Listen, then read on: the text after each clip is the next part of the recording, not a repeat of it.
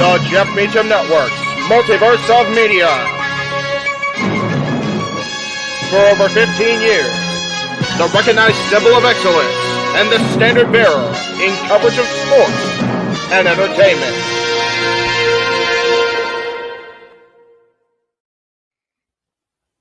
JJ, Jeff, you want to kick this thing off? Because I'm still trying to process everything here. Yeah, it's like, who wants to go first? Well,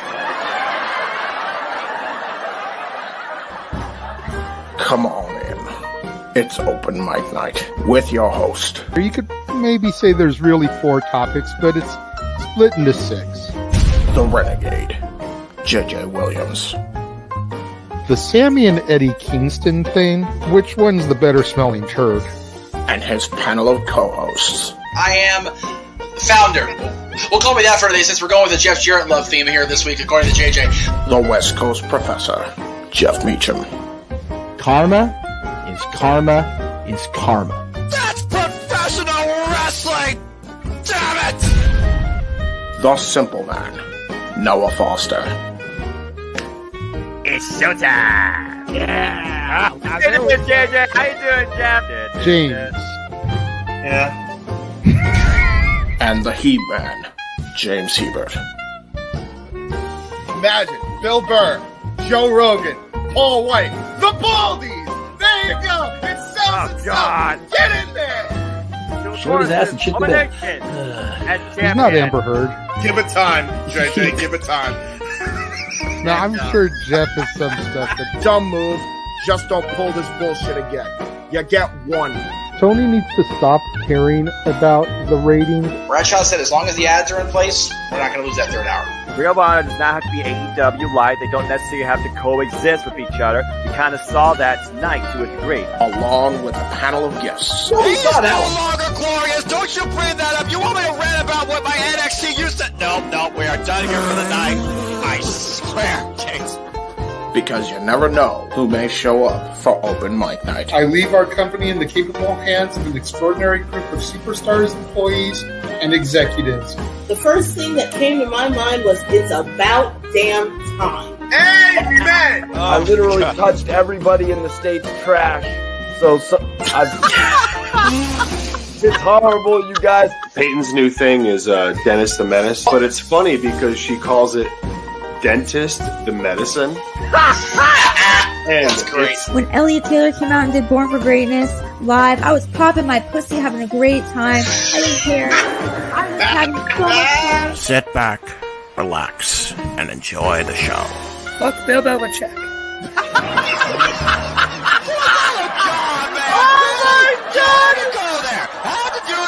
Football thing. We end it on wrestling, and then you bring in that shit. Then just how the fan goes off the damn rails. Brilliant, brilliant.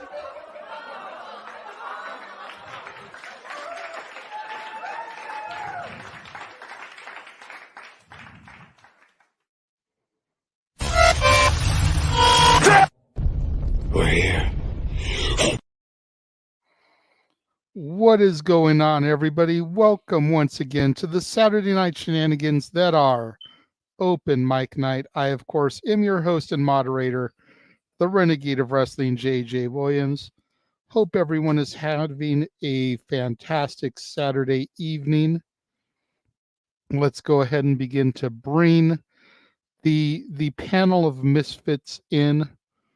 First of all, the man whose name is generally on the marquee, but it's not because we have this QR code, and he will explain that to you, of course. Jeff Meacham is here.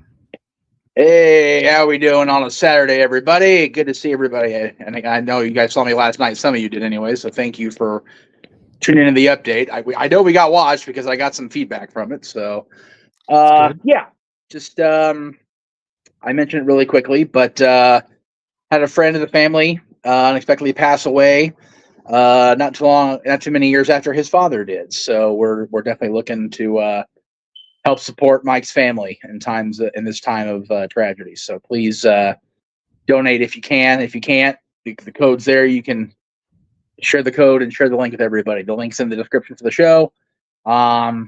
Yeah, it's really all there is to it. It's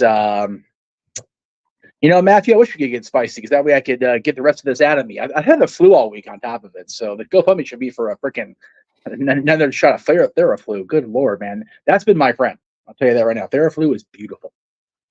So yeah, that's where we're at on that. I think they're close to halfway there. So they're living on that prayer, as the great Bon Jovi would say. Yes. All right. Well, good to have you there. Let's go ahead and take that down. Let's go ahead and take that down just for right now because we want to see how it looks with everyone in here, and that we have to be readjusted. So that's true. That's true. Coming in next is one of the core four, bringing in James Hebert. What's going on, good sir? Glad you're able to take time out of your production and editing schedule to join us again this evening. I am doing lots of work, but it is becoming very much worth it. So had a day to myself for a change. Ended up having some banquet chicken, and I'm ready to go and talk some wrestling. So there you go. That's awesome. You were talking off air. Banquet chicken did come into the clutch, man. If JJ and I had not been committed to the top ramen and crystal light diet for Christmas to get the kids to get Christmas that year, Banquet I think would have come in handy too, Jay. Banquet TV dinners were $1, and they hit the spot. Yeah, unfortunately, they ain't $1. Well, no. Oh no. No. I know that for a fact. No. While everything else has gone up in price, I think like Top Ramen has gone down in price somehow. No, well, that's because Top Ramen is what it is. No shut on Top Ramen. Hey, you know what? If you're good with having a high sodium count the rest of your days, Top Ramen's the way to go, brother. I'll tell you what. hey, you know what? If you eat Top Ramen, you can be the next YouTube turned musician, right, Joji? Shit. There you go. Yes. Happy birthday to Denise Salcedo.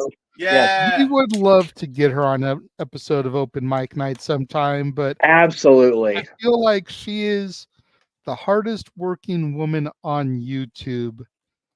While we bring in probably the hardest working man on YouTube, and especially coming up this next week, you figure shows, multiple channels. Yes. Noah Foster is here. Welcome, what is Noah. going on, good sir? It's too hot, too early here in the Midwest, and everything is expensive. This economy sucks, and I'm yes, yeah, pretty much. You got some of that Cali weather, man. Too soon here in the Midwest. Too soon. Damn it. It's awful. Anyway, happy birthday. We got the rain. We got the freaking monsoon weather from Cali, by the way. There's been enough of that as well. We finally got our grass cut. That being said, yes, happy birthday, Denise, and good to see you guys as always. Hello again, everybody. Hoi. All right. Now bringing in a man you can see every Tuesday talking about all things sports. Our resident statistician, Stat Boy Mike, in the house. What is up, brother? Boy, oh boy, oh, what a day it has been. What a week it has been. I'm not going to bore everybody with the details tonight. I'll do that on Tuesday. But that's right. All I'm gonna throw out there for a little appetizer is he met the man who tomorrow, May 19th, is an important day in his history today. Ooh, May 19th. Very dangerous. But I'm ready to go. Let's do it. Very dangerous. It's Open Mic Night, bitch. Yeah. I actually like that. That might have to be part of the new intro. Clip that piece there, James. There you go. I forgot about the Brandy thing, man. We should have just given credit to Brandy. That way we could get him, on the good side of Cody. Because I saw that. They posted it to you guys. Yeah, it was hilarious. Look it in there somehow. Yeah, that came from a Dynamite promo, by the way. All right. Hey, either way, we'll work it.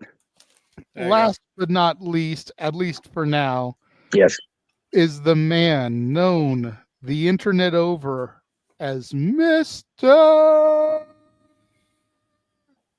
Reliable. not. Reliable. Let's see here. What is Hello. up, Walter? Nothing much. Doing well. I've arrived, so I guess all that's left is to raise hell and then leave. There you go. Oh, sorry, just having issues here. So, internet's always an issue, especially when, for some reason, when I get sick, the internet just kind of has sympathy pains with me. Internet go boo hoo. Yeah, big time. Especially when you deal with a monopoly. You ain't cats with me. Do not respond to every chat, Stat Boy. Do not respond to every. Nope. All right. Before this thing goes off the rails, everybody calm down, take a chill pill. JJ, begin control your show. Why don't you go over the rules of etiquette to the chat and get this thing going with? There you go. Thank you. Thank you, Noah. Well, seems like first I got to go over the rules of etiquette to the panelists. Seriously. Once again, Scat Boy, and I know you've been told multiple Tuesdays on your own show, we don't usually address comments that don't have a super chat attached. If you have a question that you would like answered by the panel, if you have a topic suggestion that you would like us to discuss, 'tis better to super chat. And as the simple man likes to say, it is as simple as that. 'Tis better to super chat and get shot down like an idiot than to not super chat and get busted balls as well. That's right. Or some Shakespearean like that. The Shakespeare more often rhymed. That didn't rhyme, but I admire your poetic etiquette, Jeff. Poetic etiquette. Not so much I ain't got any left. Check, please. And apparently Greg Cherry has a massive guest coming to the brand next month. That's all he can say. Say no more. He can say no more. That's it. And if you know, you know. And if you don't, go watch the Beatles and help. Do some homework, bro. Yeah, that's right. Dig a little deeper than the Disney Plus offering. They actually have that, and they have the one on there, but not the right one. There you go. And if you don't do your homework, what are you, a fucking piece of shit? That's right. That's right. Goddamn, we miss him. Anyway. Yeah. True. All right. So let's go ahead and get started with the topics at hand for today. Yes, Noah is actually going to lead things on the first topic. Yes. Hopefully he did his research. But apparently this week, Pro Wrestling Noah appointed Keiji Muto as their newest scout.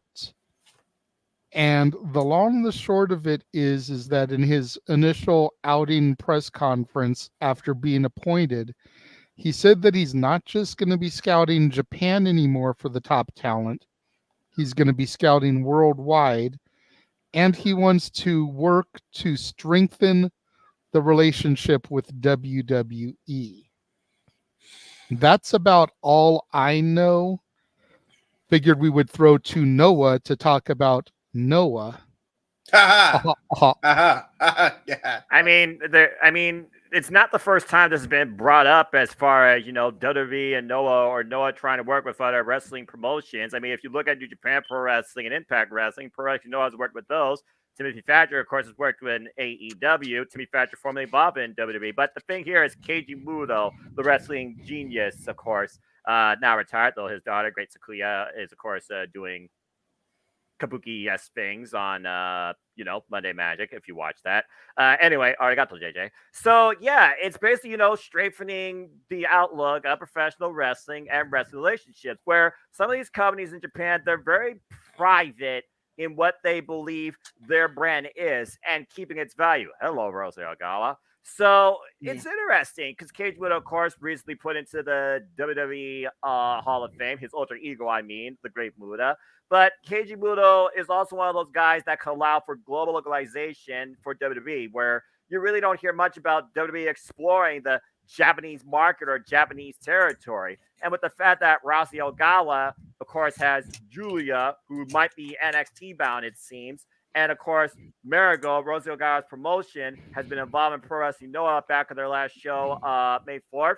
It just feels like to me that WWE is trying to expand into the Japanese professional wrestling scene again. Of course, you all know from history a long time ago, it was All Japan Pro Wrestling they tried to exploit as part of their business relationships, and that fell flat. I don't know what they've done since Kazuhiko Nakajima and Charlie Dempsey for the Triple Crown. Kazuhiko no longer has that. But bottom line, it's global localization. It's that blueprint that Triple H wanted to do a long time ago when he only had NXT, and now he runs the entire WWE, which I will say has been a lot better. I find it interesting because I know there's definitely some Pro Wrestling Noah roots within some of the talent in WWE, and the expansion of the women's division also intrigues me because I know Roselle Gao, for example, he wants to use the likes of Kairi Hojo and Io Shirai, former daughters of Stardom, in his promotion. So it feels like to me that WWE, Marigold, and Pro Wrestling Noah might all try to come underneath the same umbrella.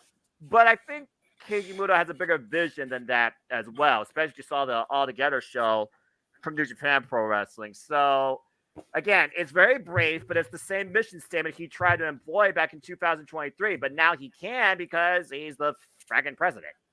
So I'm curious to see where this goes, and maybe we'll finally see a different Forbidden Door finally open. You kind of beat me to what I was going to go to. I see your hand, James, just a second. I wanted to just go ahead and address the elephant in the room here, and you kind of brought it up there at the end. Is this kind of a response? I wouldn't say retaliation, but a response to the New Japan AEW relationship. Wouldn't surprise me at all. Go ahead, James. I saw your hand up. So the thing with that, and this is what's actually confusing about everything, because and unfortunately, this is I didn't want you don't want this to be a factor, but sadly it is. Dipshit Tony likes to put his foot in his mouth, and the reason I bring up Tony and AEW is with obviously the New Japan and AEW partnership. There's also the partnership that New Japan has with Noah. I almost venture to think that if you not that Keiji Muto couldn't make it work politically, but if you work with the WWE, do you risk losing that working relationship with New Japan? Which one do you find more valuable? Here's the thing, James. Here's the thing. Hi, Jeff. You got to consider this bigger than Noah. You know how WWE is merged with UFC now. They're TKO. Yeah. It's Cyberfight Incorporated, the parent company of Noah, that could be initiating this. And their newly appointed president, Yasukai Okamoto, he has also been involved in this introductory press conference in bringing Keiji Muto in as a talent scout. So this is bigger than just Noah. But to your point, the United Professional Wrestling Alliance of Asia with 8 different promotions. Yes, Noah is underneath that umbrella, but also is Stardom and also is DDT Pro. And of course, Stardom and DDT Pro do work with AEW. I just feel like we're just bringing down more gates than mending newer private ones in a different matter. But I see what you're saying. I'm just figuring bigger than just Pro Wrestling Noah. It's more than just Keiji Muto at the end of the day, folks, and Noah and WWE. Well, I also bring this up because I feel like Keiji Muto, more than anybody, is on the side of we want everyone to get along and do the worldwide territory system. He's been wanting to do that all the way back when he was in All Japan. Of course. Hell, the whole reason Pro Wrestling Noah even formed is because he didn't like the carny bullshit that was going on in All Japan, so he fucked off with a bunch of top talent, and along with Mitsuharu Misawa leading the charge and creating Pro Wrestling Noah, which, by the way, still to this day has some of the greatest wrestling matches on the goddamn planet. Don't at me. Congratulations, by the way, to Kato Kiyomiya once again becoming the global heavyweight crown champion again. Hopefully he holds it longer this time. Damn. Let's hope. But I agree with you in the bigger picture, but how many times have we already said that, and how many times has that already dropped the ball? we still have the Vince is not involved this time. It's strictly Triple H, and Nick Khan's the reason we have international PLEs. There's a reason why Backlash was so damn successful, the greatest success in WWE history. Here's the other thing, though, with that, Noah. Vince might not be there anymore. He might not be preventing it, but Tony Khan sure as hell is preventing it with his foot in his mouth syndrome. And you also have the Mexican promotions that still kind of can't get along. Well, WWE so far doesn't have a Mexican promotion partnership. What they've done with Latino World Order, Santos Escobar, Rey Mysterio, Women's Private, they're trying to do something with that. But to your point, again, Rousey Algala left Stardom because he didn't want to expand with AEW. In fact, he almost didn't want to expand at all. He was being private, and some would say talent hoarding. There's a reason why there's certain people that are so loyal to him that went along with his new promotion, Julia being one of them. Right. I mean, again, that's what I'm saying is like there's people that are kind of preventing it still because they still have that old mindset of every man for themselves instead of we could still be competitors and also work together, which is the healthier way to go about things. And in case you haven't noticed, the NFL is doing that right now with the UFL, and it's going to be producing a lot more goddamn athletes. So just saying, if Contact Sports is doing it, I don't know why we're not going in the same route, especially if you got WWE that's merging with the UFC and potential crossover potential. I'm sure they're going to be doing it with other wrestling promotions. They masterfully did it with the NFL better than freaking TK did. I'll tell you that right now. And, you know, meanwhile, you got CEOs that are, you know, so either they are so old school or they are so new school. And there's no in between. Very much. And by new school, I mean like Tony Khan new school, where he's just on the fucking message boards all day long type new school. Oh, God. So there's kind of that issue there. Otherwise, I'd be like, yes, you know, let's do that because that's another door that's breaking down. But with the way the egos kind of get in the way of shit, and we've seen that happen, the last 3 years now? Yeah, give or take. When it comes to this, like, it wouldn't surprise me in the slightest. Well, here's the thing. We don't know anything about Akamoto's right now except his motives. And right now it feels like he wants to do other work with other promotions, WWE being at the top of his list, and he's going to try and utilize Keiji Muto towards that as a scouting advisor. Right. So yeah, those are my thoughts and concerns, really. But otherwise, I think that's pretty cool that they're trying to strengthen relationships. I really like that Muto is trying to almost kind of gather a melting pot of some of the best in the world in Japan. I think that, you know, exactly what Noah's roots are is exactly how they started out, was get some of the best talent in the world to fight. So it's pretty cool. Yeah, again, I'll say it once, I'll say it again. Collaboration goes further than competition. Yep. I definitely agree with that. Jeff, what do you think about this? I mean, I know me, you, Mikey, probably Walter, have very limited knowledge in any of the Japanese well done. Wrestling and everything going on over there. But what are your thoughts on this? I wonder how many people we lost during our Japanese professional wrestling chat. Right. We've actually gone up about 10 people. Fan. Yeah. This is what happens when you're a fan of all things wrestling. Shout out to me. No. That's exactly why you led this conversation off. First of all, formatting question. Are we talking about the streaming stuff in the main event, sir? I believe I did put that in the chat as the main event. Yes. Okay. So, sorry, I don't have the thing in front of me, and you know, flu-ridden brain. Okay, so I think a lot of the peripheral news we're seeing the last couple of weeks and the topics we're talking about are all going to tie into the main event topic tonight. So I'll save that part of it for then. But I don't think it's a random random act of chaos, if you will, that they're announcing that Muto is the scout. People, wrestling companies have scouts all the time. They have people all the time Regal's been a notorious scout for years, decades now. It feels like, Can you imagine Regal and Muto sitting next to each other at a show, scouting talent. It's not too far out of the realm of possibility. It really isn't. That sounds like the beginning of a joke. If that random bit of happenstance were to happen in Reseda a decade ago, the entire wrestling world would have shit its pants.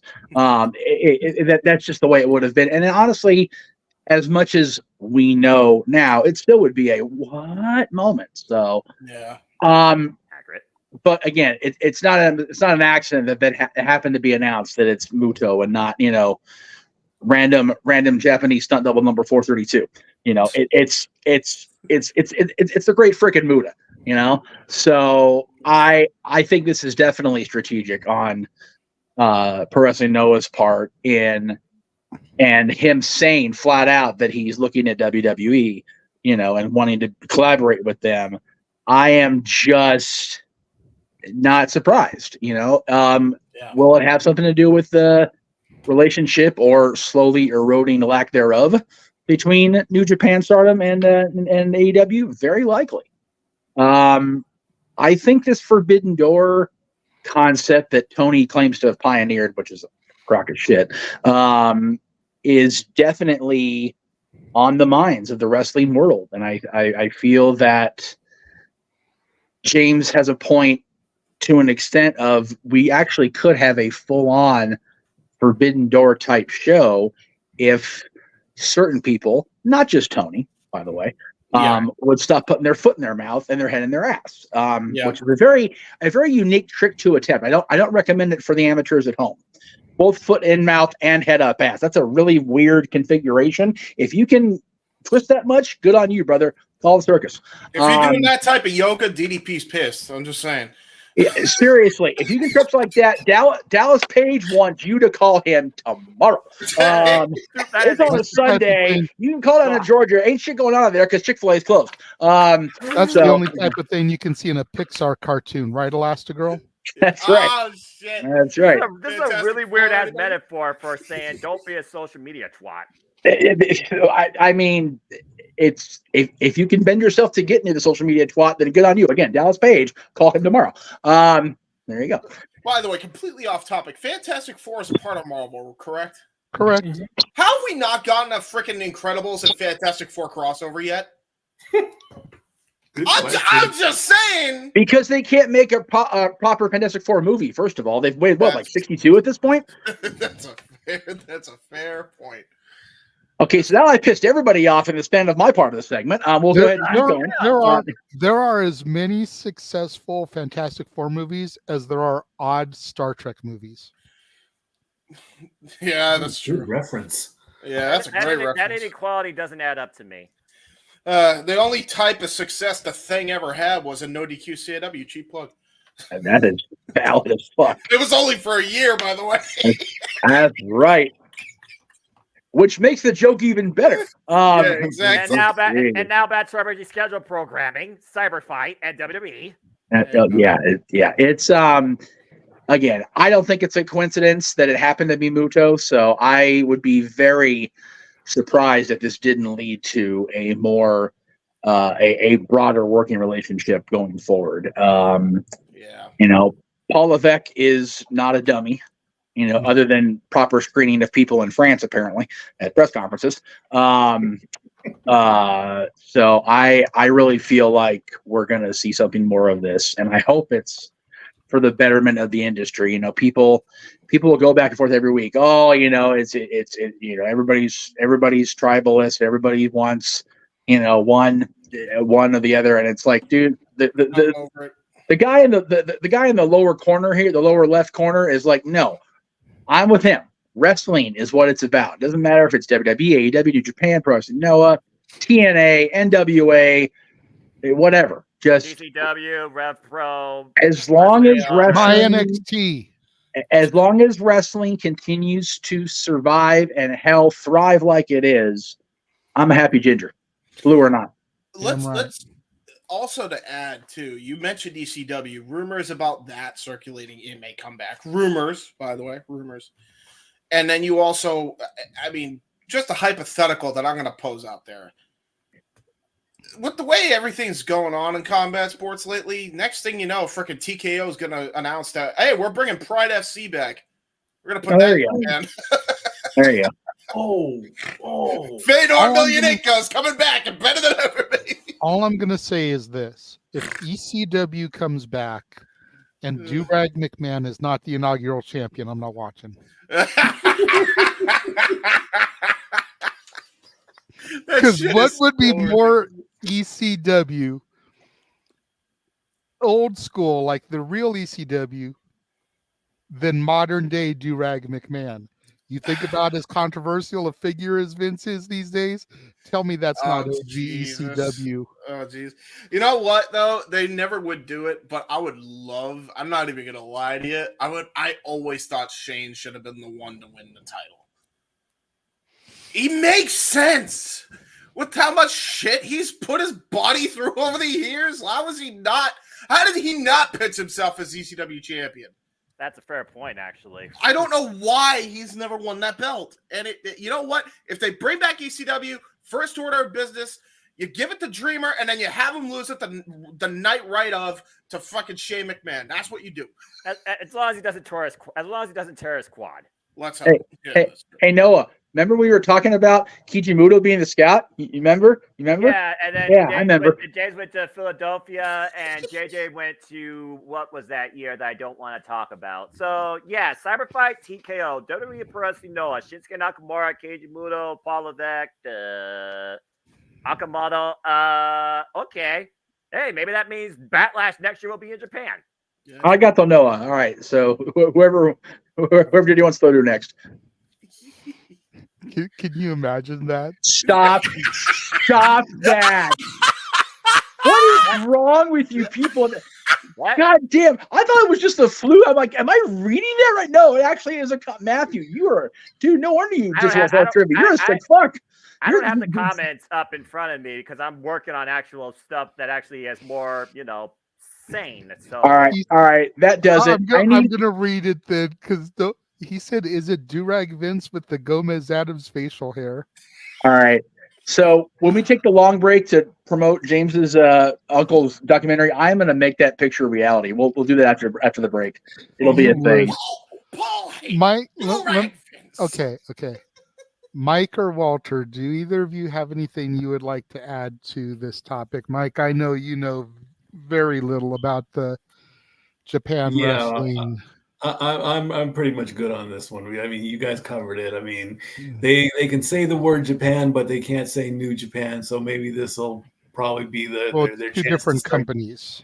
Yeah, I know, but I mean, you can say he's big in Japan, but the letters and New Japan now. So I'm good. Walter. All I say is Q Nakamura push number 300 and Q Tokyo Dome WrestleMania rumors. Ooh, that would be fun. That actually would be interesting. Actually, I'd be curious to see how WrestleMania would look and be filled out in Tokyo Dome. Since Kijimuto's show was like one of the biggest ones since post-pandemic, his Last Love had more fans than Wrestle Kingdom that year, and that show was a month and some odd days after Wrestle Kingdom. Which Wrestle Kingdom was that? 17. That's right, because it was last year February that he retired. Yeah. You gotta figure if they did Mania at the Tokyo Dome, Nakamura would have to be in the main event. Right? It makes sense. He has to. And EO has to have a good spot. Asuka might get her first WrestleMania win. Yeah, I would say let Asuka main event night 1 and let Nakamura main event night 2. Kana has no roots in New Japan Pro Wrestling, all right? You're going to have to really work something out there. But of the females, she's probably the biggest Japanese star that they have. True, but her distaste in stardom is very well known thanks to its former owner, and I don't know, again, at the time he was all wounds, but different world. Egos are a thing. Real quick, I just want to correct Statboy on one point. Statboy, you know that WWE mentioned New Japan on multiple occasions, right? Even in the Vince era, like JBL like said multiple times that Brock Lesnar is a former IWGP World Champion. Okay, well, they briefly mentioned it, but they just didn't go into super detail like we do. How about that? That's fair, but they but they have mentioned it. Okay, shows how much I remember. But New Japan, James, IWGP, here's the thing. Like for a casual fan, may not realize that the IWGP Championship is the New Japan Championship. International Wrestling Grand Prix. For those that don't know what IWGP stands for, where the I is slightly bigger than the other letters. The average Southern fans, You figure, the WWE Championship is for WWE. The WCW Championship is for WCW. The AEW Championship is for AEW. The IWGP Championship should be for a company called the IWGP, not New Japan.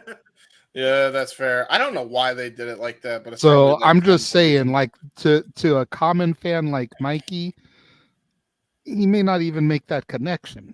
That is fair. Antonio had a different mindset, James. Let's just leave it at that. Yeah, there's also, the average Southern fan. I'm not talking about Mikey, but just the average Southern fan is probably listening to IWGP. Is like, what the hell is that? Is that some Mario Kart bullshit? Well, especially when you figure the GP is Grand Prix, they think they're going to get the Mario Kart 64 shit. Exactly. Or some NASCAR where they're making a left turn. But they go and body slam somebody in the middle of my race? Well, it's not NASCAR. How the hell do you watch a fucking bunch of cars going a damn oval 500 times for 4 hours? You fucking idiots! Hey, how dare you? I'm one of those idiots. So am I. I report on it every week. Exactly. Because you drink boxed wine out of a box while you're at the track. That way you can throw up in it when you get too drunk. Box wine? What the hell is wrong with this society?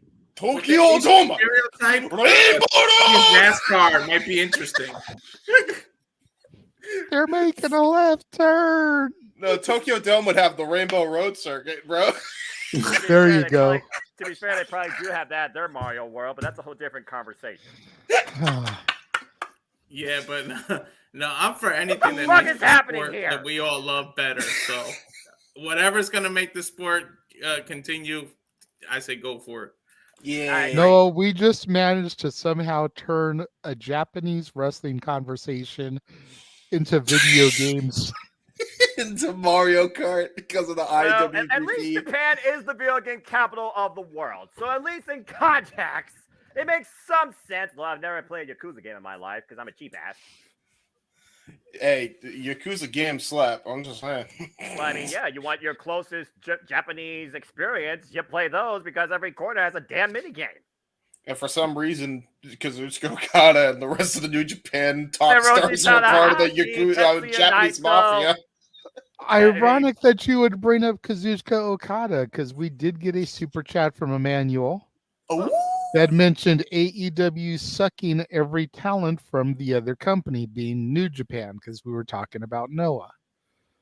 Well, in context, he's not wrong, but that's kind of what you need to do to have a globalized landscape to try and reach out to a global audience. So, what's your point? Well, side tangent, has it been working for them? And before you quickly answer, like, let's really think about it. Takeshita recently gave an interview saying he's not having fun in AEW. Dude, that broke my. Jay White has been doing fuck all. Yeah. Okada is only relevant, if we're being honest, because he's teaming with the Young Bucks. Which sucks, because it should just be him by himself, because he's one of the greatest wrestlers of all time. James! You've got people online saying, and I'm not going to go as far as to echo their sentiments, but again, this is casual fan perspective, so keep it as such. Don't come after me, Noah, for what I'm about to say, but you've got people on the internet saying that that Logan Paul is what Will Ospreay wishes he could be. Well, everyone's entitled to their opinion, so because at the very least they're saying that Logan Paul is more charismatic and has better mic ability than Ospreay. I'm not saying I agree with them, but if the casual fans are saying this on top of everything else that we just pointed out that we know is true, is signing every New Japan talent to a deal over there really working out for them?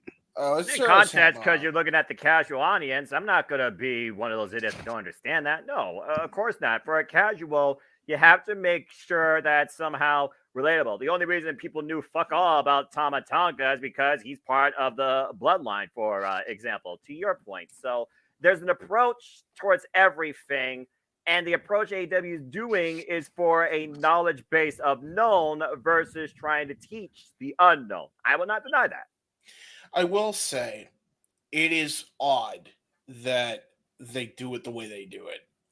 So I won't deny that the AEW's had their ups and downs with that. But the only one they've actually done right by so far, at least, is Ospreay. To an extent. I mean, at least he's going to compete for a championship. At least he's on his own, kinda. He's like a baby face in the company. He's like one of the top stars there. He's been exposed enough where everybody pretty much knows kind of who he is. And listen, I understand this is casual fans' perspective. Listen, you're all wrong, and you all should feel bad. There's no way Will Ospreay is not better on the mic than Logan Paul. He is 10 times what Logan Paul wishes he was on the mic, dude. That is absurd. That is ridiculous, James, dude. Everyone's entitled to their opinion. I know, but it doesn't make it right.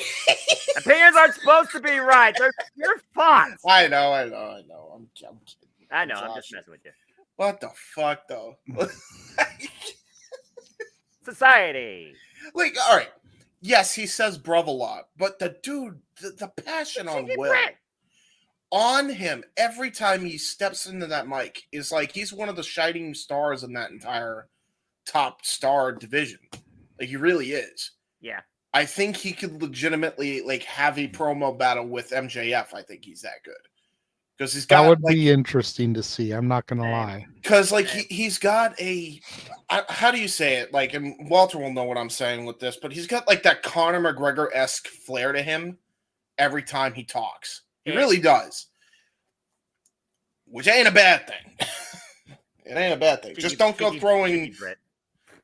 throwing a stool into a fucking bus. Oh no. He rides the line of cocky and confident very well. He really does. He's a likable guy, but he also is, a dickhead. And people pretty much look at that from both sides. So it's like MJF, who has endorsed as our scumbag. So there you go. Noah, can you do me a favor? I know you're doing something. Can you look at your screen? Why would I look at my screen right now when I'm trying to... Just look at your screen. Really, Jeff? Really? This is why the internet is the worst thing imaginable. Good job, bro. God damn it! This is the flaw with the world and why our nation is where it's at. No, you're doing it wrong because it's Vince. God damn it! No. I did it right, but only the top row really gets what I did. So that's right. No, I got what you did. Well, so I did legitimately have a phone call, but it only lasted about a few seconds. And I went, well, since I've got time. There's better things to do with time than that. Yeah. Hey, you know what? I liken my current week to when we interviewed Bobby Heenan back in 2003. You sit on your couch, or in my case, the sick bed for a week watching nothing but soap operas and wrestling, you'll go nuts. Yep. You find a way to entertain yourself. All I have to say to that picture is Hulk Hogan. Hulk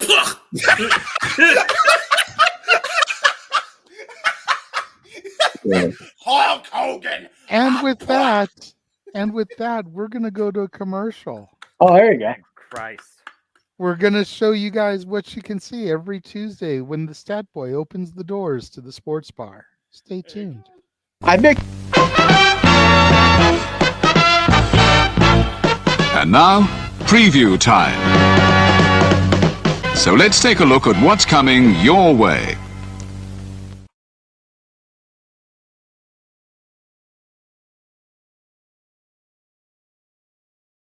You ever wanted to come into a sports bar where the barkeeps know their game? Well, the Jeff Beecham Network Multiverse of Media has got a production just for you.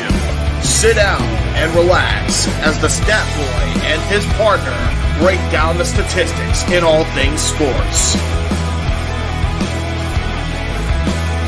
Whether it's football, basketball, motorsports, baseball, hockey,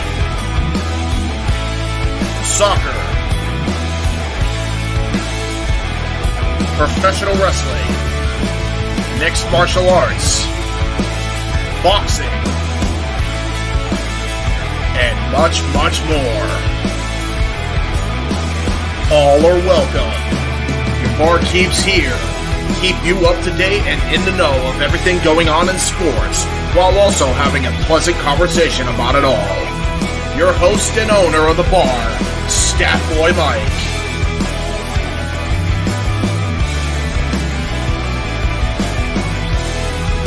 His partner in crime, Dory Lou. And a host of other guests coming in. The food's hot, the seats are warm, the drinks are ice cold, and the sports talk is plentiful. Casa de 18 Studios presents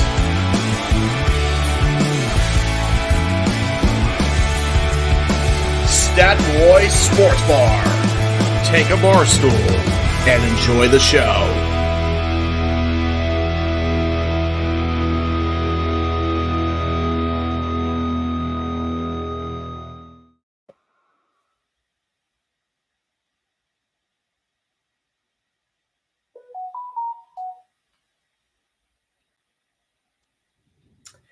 Usually, I like to give you guys a teaser at the end when I go to bed on Saturday nights. But I'll give you this appetizer because of this.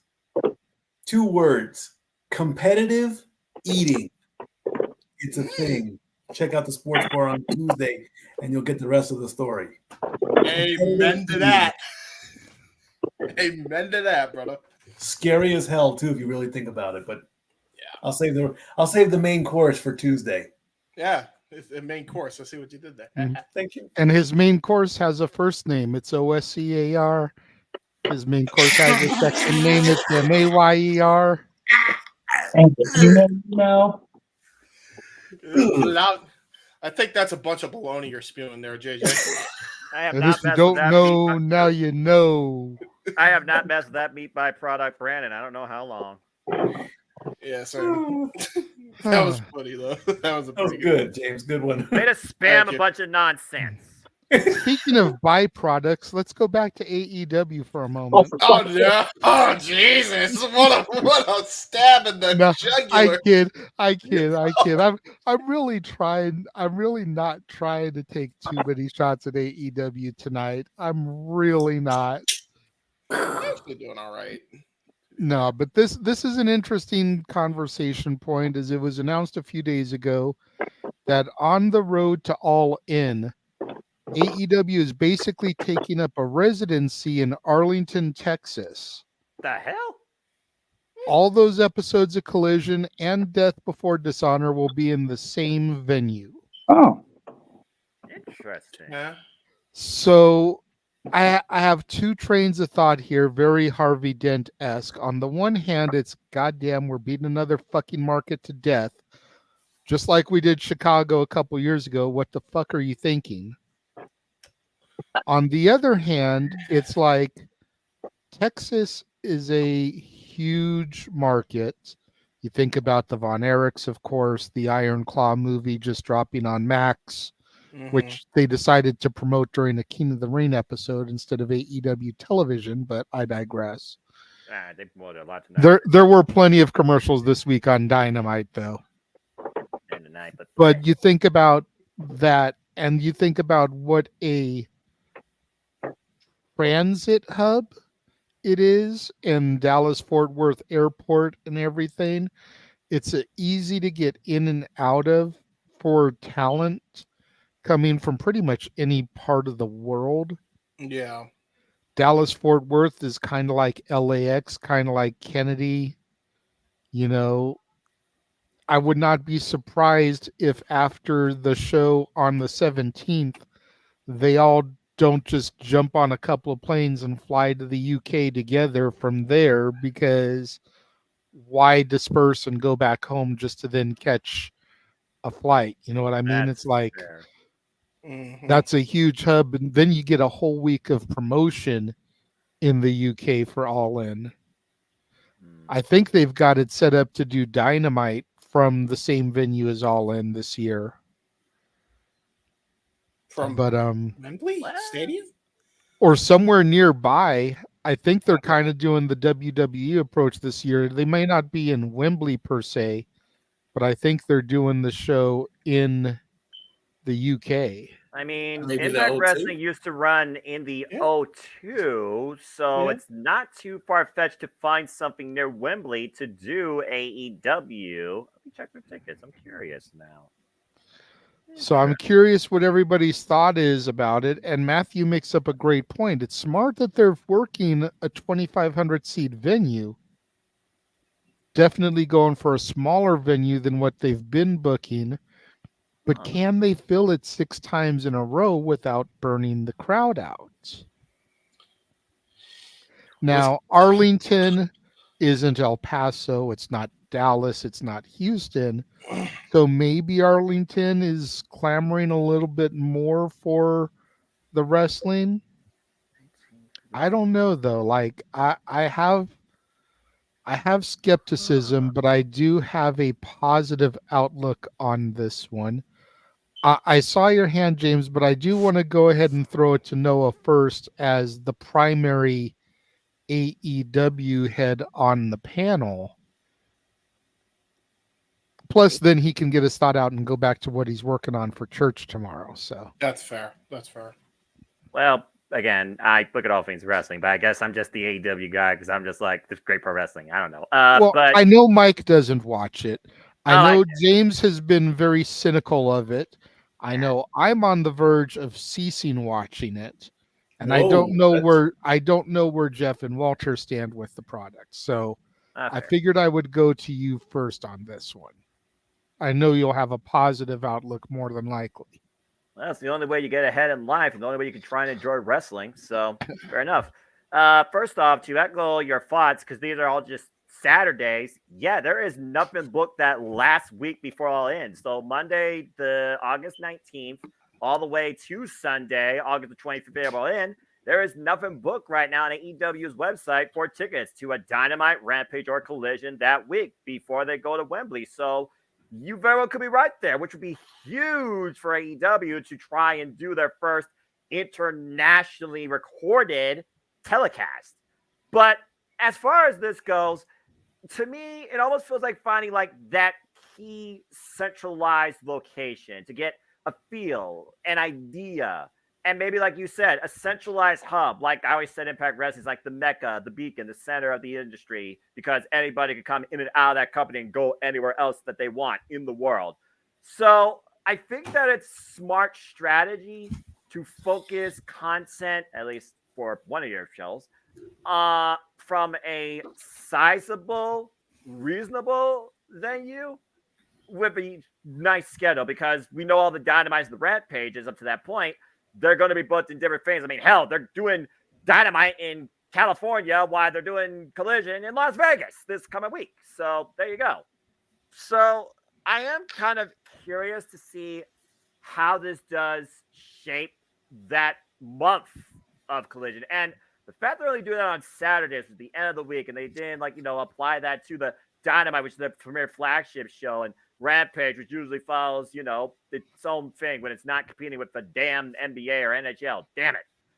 Well, those two things aren't running during the summer months. Hockey playoffs should be over by the beginning of July at the latest. Yeah. Well, thank Christ. starting to get pissed off. And they do have one Friday. They're doing Ring of Honor Death Before Dishonor from the same venue. Well, I have seen them do Ring of Honor and Collision. Yes, that's right. Ring of Honor Collision back-to-back days. I'm pretty sure they did that WrestleMania weekend. I think they did it last year with Final Battle. That almost seems like just a normal thing to do within the same building. But the fact they're using this same building 6 other times on just Saturday, it's odd, but it's unique.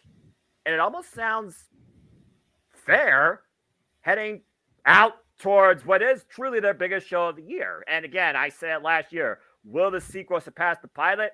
Completely up in the air. So I like that they're trying to work within, I think, a reasonable capacity, but they're focusing a single month of content from one of their shows in that location. It's almost like when Impact Wrestling did just a constant chesting of tapings from Sam's Club in Las Vegas for a good period of time, including the freaking Plus specials. They're almost centralized there for a period. I thought Impact was actually going to try and centralize actually this year, or TNA. So maybe AEW is just trying to find, that spot where they could do this type of stuff heading into, a major pay-per-view or their biggest pay-per-view of the year. I don't see them doing Arlington like every year, but maybe this is just one of those approaches where they're trying to conserve heading into their biggest pay-per-view of the year. I'm for it because, again, you're going to recognize where they're at.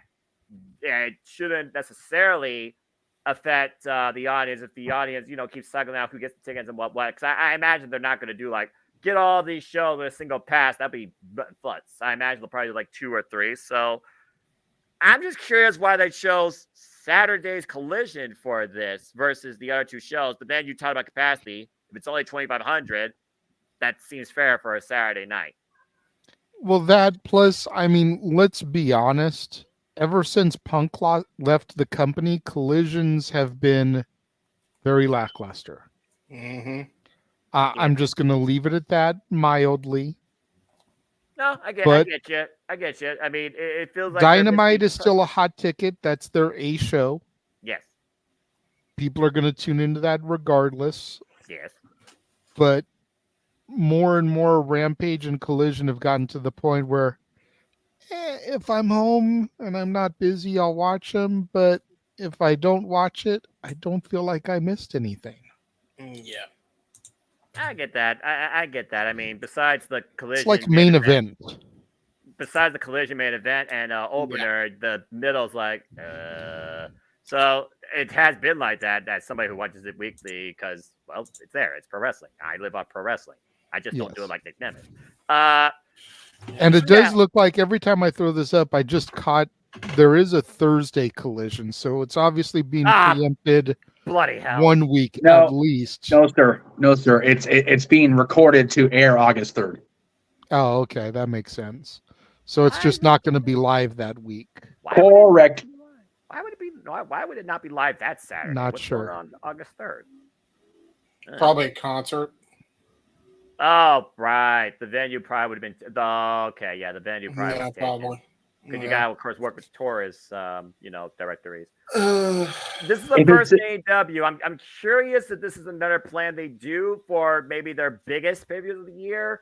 Whether or not they apply this to Revolution or Full Gear remains to be seen. I'm curious what this leads to, considering, once again, why the fuck do they do this? After All In, the following weekend, JJ, we're back to Chicago at All Out. I don't like that. August 3rd is also SummerSlam. That's exactly why they're not going live right there. That is exactly why. Yeah. There you go. Go live, tape it on Thursday, air it as competition, but not worry about drawing fans to the arena. SummerSlam is going on in Cleveland. That's fair. I completely forgot. There's too much damn wrestling to keep up. So wait a minute. That means Tony Khan actually did something intelligent. Cheers to you, TK. Well, yeah, if only he would do that most of the time. All right. If Noah has nothing else on this topic, we'll go ahead and throw to you, James, because you did have your hand up. You did seem to want to speak, but like I said, I wanted to go to Noah first here. I'm optimistic to see if this applies to their Big Four and does it help with really pushing pay-per-view sales forward or interest. So let's see. Maybe it's stressful on the town. Maybe it's less stressful on the town as well when it comes to traveling. I actually think it would be a good idea, depending on how this goes for them. I think it would be a good idea to do a residency like this around their Big Four, even Big Five if you count Forbidden Door, in the central hubs. Do a residency in New York, do a residency in LA, do a residency maybe in St. Louis. You've got that market. Right. Do Texas, and maybe do a residency in Canada, and you can do the Owen while you're during the residency in Canada. Which is interesting because he's announced nothing about either Owens this year, and I imagine that will be announced at Double or Nothing. More than likely, knowing TK. If it's even, let's be honest, if it's even still an opportunity for it to be happening now that Punk is gone, because we know now who probably made that deal. Well, Forbidden Door is at the end of, yeah, true, but Forbidden Door is at the end of June also this year too, unlike last year, and they did the Owen in July through Canada. Yeah, it's weird. All I'll say is this, and I don't think this is necessarily a bad thing for where they are right now. But depending on where you stand on the fence, you may consider it a bad thing. But here's my thought. Get used to this. You're going to be seeing a lot more of this residency stay for survival. That's exactly why they're doing it. There is no other reason. This is why they're doing it. There is no guarantee that Warner is happy fully, and they're not bullshitting TK the entire time. I think especially after his recent escapades with the NFL draft and calling WWE the Harvey Weinstein Company, insert foot, put in own mouth, fucking syndrome he's got going on lately. I still don't understand what that meant. Yeah, it's good that you don't, put it that way. And it's just, it's not a good look. That I think a lot of people have changed their tune, including the people at Warner. And I'll be real with you. If I'm any company executive, I'd be firing him on the spot. I'm shocked he's still employed by the Jaguars after the shit he pulled. Genuinely. I'm shocked he's still employed. I'm shocked he's still employed by freaking Fulham FC.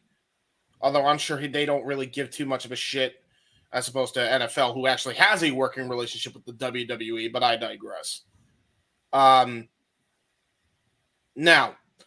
the good news is if they do end up getting a television rights deal and they keep the same deal that they have gotten and they just don't increase it, then they continue with this and that saves them money. So that way they don't have issues with traveling. Then they could just travel to a town every month as opposed to going from city to city every week. And then you risk burning out the market less. I think that's going to be a continued trend moving forward. I think this is more than I think this is an experiment for that test more than anything. And then I think we're going to see that coming on a lot. I think that's what's going to happen. So that's just my thing with that. You could look at it either way. You could look at it in a bad way or a good way. It really could go either way at this point. Like any decision, friggin' wrestling industry or anything. Yeah, really. So that's my thoughts. Okay. Very quickly before I throw to either Walter or Mike, Noah, check your private messages from me. Don't read it on the air, but I just gave you a little cliff notes about Harvey Weinstein. There you go. Okay. Walter, what are your thoughts on this? Yeah, Texas is a big wrestling state, so I get like why they did this, but I think this is purely just a financial thing. It's to save money. Let's face it, in this economy, even if you are stacked with money and everything, traveling's expensive. So to have them all in one central hub, and then before you do your big pay-per-view to go to the UK, like you were saying, to have them all do that slash cost for the company. And I think they're starting to, they signed too many people. They have too much things. So Tony Khan was just spend money. And he kept saying during the pandemic he wouldn't release people. So he's got all that still on the book. So in a way to cut costs, I feel like that's why he did this. So it's a smart thing. And I know it's weird for me to give Tony Khan some credit for something, but I think this is purely just from a company business point. This is just financial. It just saves the company money. That's all this, I feel like this is. I agree with you, and that's not necessarily a bad thing. Again, that's why I think they should do it, and especially when it comes to Collision and or Rampage, if they ever decide to do anything more with that, like I discussed, maybe making that a female show. Collision just ain't selling out houses. It's a Saturday night. People are out. They're having dates. They're at concerts. They're at movies. They're at a million other things as opposed to seeing Bounty Hunter Brian Keith versus whoever the hell he fought tonight. No disrespect. I like that dude. He actually reminds me of one of my old buddies. But it just, no one's going to go and fill up a 1,500 seat arena to see that. Mm-hmm. But a 2,500 seat arena, and you figure, they've been drawing maybe 3 to 3,500. Then Tony Khan and Tony Schiavone and all of them can announce, we had to turn fans away at the door. Yep. You're able to put a spin on it to make it sound like you're so popular. We couldn't even have people in the building. We had to turn people away. Now, all of a sudden, Collision is the hot place to go. You want to make sure you get your ticket for it when they come to your town. Because we're turning fans away. It's so good. Mm-hmm. To a certain extent, it's false advertising, but it's smart. Because they're not lying if they're actually selling 2,500 seats and 3,000 people are showing up. They're not lying technically. I think what exaggerating.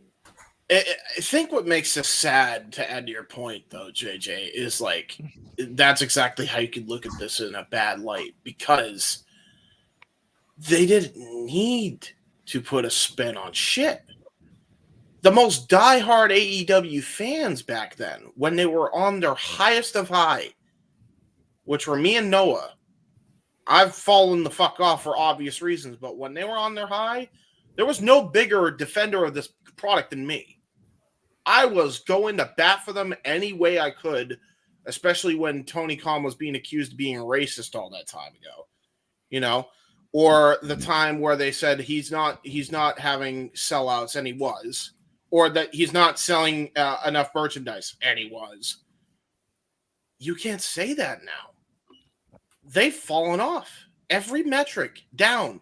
The only metric that has been up there, and you can't tell me it's the only one that matters, because it's like not even a third of what the fuck is the general consensus of how they make their money, is their pay-per-view business.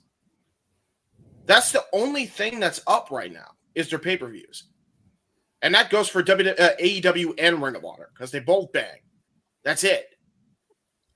Their TV product has been god-awful.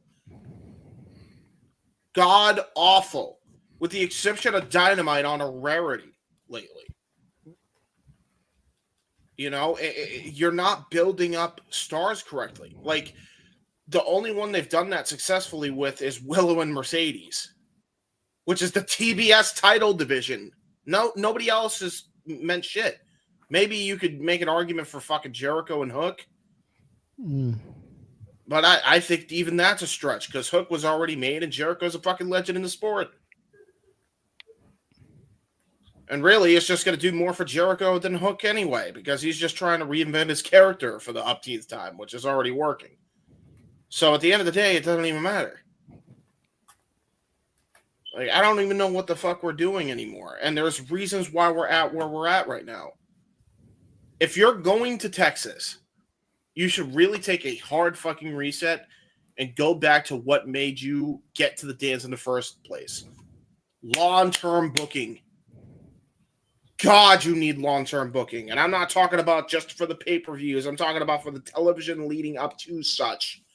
Because that's what AEW was the master of that once upon a time. I don't know what the fuck this AEW is now. But oh my God, it's like a haphazard shit show. Still, it hasn't changed since I stopped watching. It's been this way since I stopped watching the weekly product every week. He changes that while he's in Texas somehow, then maybe there's hope. And he can't just come up with a full-on plan A. He needs to have a plan B and plan C in case somebody goes down hurt. Which we know infamously when that happens, Tony Khan panics and loses all fucking long-term booking plans. Happened with Cody, happened with Punk for two very different reasons. We saw it with the TNT title division. We saw how he handled the world title division when Punk got hurt. So if he can't do it, appoint somebody to him and delegate. But that's what he needs to do if he wants to turn this ship around because, you know, this is a safe space for now, but how long is it going to be a safe space if you keep doing this every week where you go and basically block out a whole state to fucking run shows? Hear you. So before I throw to Jeff, Noah, without going too much in depth, do you understand the comparison Tony Khan was making now? People really need to learn to think before they act. Mm-hmm. Amen to that. So, Mr. Meacham, do you need a roll of 2-ply for the shitstorm you walked back into? No, as a matter of fact, I just came back from dropping a full Corey Perry, so I'm good to go. You should have called it a full Tony Khan. That's okay. JJ knows what I'm talking about, especially after tonight's game. So I had a really great crack to lay on Arlington about the fact that they want to see great competition because their sports teams suck, but the Rangers beat the Angels tonight. So, but you know, is that really saying much? It beating the Angels in May, not so much. The Cowboys in Arlington, yeah, they could, yeah. Oh, I tend to agree with you, boss, that it's just cost cutting more than anything else. It's one of those, you know, they're bleeding money every time they go out, and you know, there's a very well-known former Turner executive who happened to run their wrestling division once upon a time that, you know, talked about cutting out the house shows when he first got there because they were losing money every time they went out the door. And they were hand over fist. Every time they left center stage, WCW was just going out in the red. Yeah, he literally said it's WCW 99 right now. Yeah, I tried to watch an episode. It turned into one of those, it wasn't what it was advertised to be because they basically were doing a watch along of the Nitro from yesterday, 25 years ago, May 17th. And it was a shit show of a Nitro, but they really weren't watching along with it. It was more of a attempt to compare the two products. And he's even said himself, they are diametrically different for a variety of reasons. But the bottom line is, you know, AEW hit the iceberg far sooner than WCW did. Mm-hmm. And WCW was never meant to steer away from it. Yep. You know, I've said that so much. I think that Aaron and the No DQ team are determined to have that on my epitaph. The fact that I agree with Eric Bischoff on all things. But it's truth. I think it really I'll look at that later, Mikey. Thank you. I got distracted. Give me a second. I'll get it back. With Collision, I assume you're talking about. No, I was Eric Bischoff. Thank you. Damn. Tony had the opportunity when AEW launched to be an alternative brand, and they're not. They're just a. And I forget what I think it was you, JJ, that made the point of, Collision is definitely not must see TV. Must view programming. Destination programming. There it is. Jesus Christ. I still at least make the attempt to DVR Dynamite, because I know that's going to have relevant build to the pay-per-view. And if I miss Collision, hell, great example. I watched the Stanley Cup playoff game tonight instead of that 3-hour block of AEW. Now, granted, I still fell asleep because I was tired off my ass because I've been so damn sick. But, I still made the decision. I could have very easily watched both, because I have two separate TVs in here that way I can get, more things accomplished. But I didn't want to watch AEW. I had no interest in it tonight. So them moving to for lack of a better term, a host venue, almost a studio wrestling type setup where they can have the same type of audience week in and week out, building up to what has essentially become their biggest show, might not be the worst thing. I think if they go with the idea that's been kind of run around the room here of doing that with all of the major shows, I'm talking, like you said, Revolution, Double or Nothing, All In, Full Gear. Thank you. I was going to get there, but I was trying to see Forbidden Door Canada, and I guess it kind of sort of does, but not really. But definitely I would have the Forbidden Door residency be the Canadian residency, since it's the international, Yeah. And to the point that was made, if they're actually going to go through with the Owen, then that's the way to do that. What they did last year with the Owen. Right. But I think having that core area of audience does you good in a couple of ways. One, it, smaller venues, can lead to the spin that your dad was talking about while I was otherwise entangled. The other thing is you can gauge a particular area and kind of get more of a, it's going to sound way too scientific than I mean it to, but like when you're conducting an experiment and you have a sample product like in a dish or whatever, and you're trying to gather the data, you can gather it easier if it's a smaller concentration. I'm not saying the people on Texas are going to be representative of the entirety of the country, but if you get a rotating audience but still the same area, you may get different responses. It could happen across the country. It's one of those. I feel like AEW is throwing shit against the wall and trying to make anything stick at this point. It's Texas. It's hot. Things are going to stick to the wall. Shit's going to stick. It's hotter than fuck down there. So maybe they'll get a better idea of what to do going forward.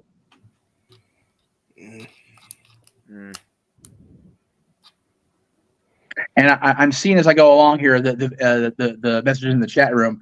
For those of you that are new or haven't been around in a while, please don't forget, if you would like your messages or chats addressed on screen, super chat, because we will definitely get to it. Absolutely. Mikey, have you got anything that you'd like to add? Being an avid non-AEW watcher?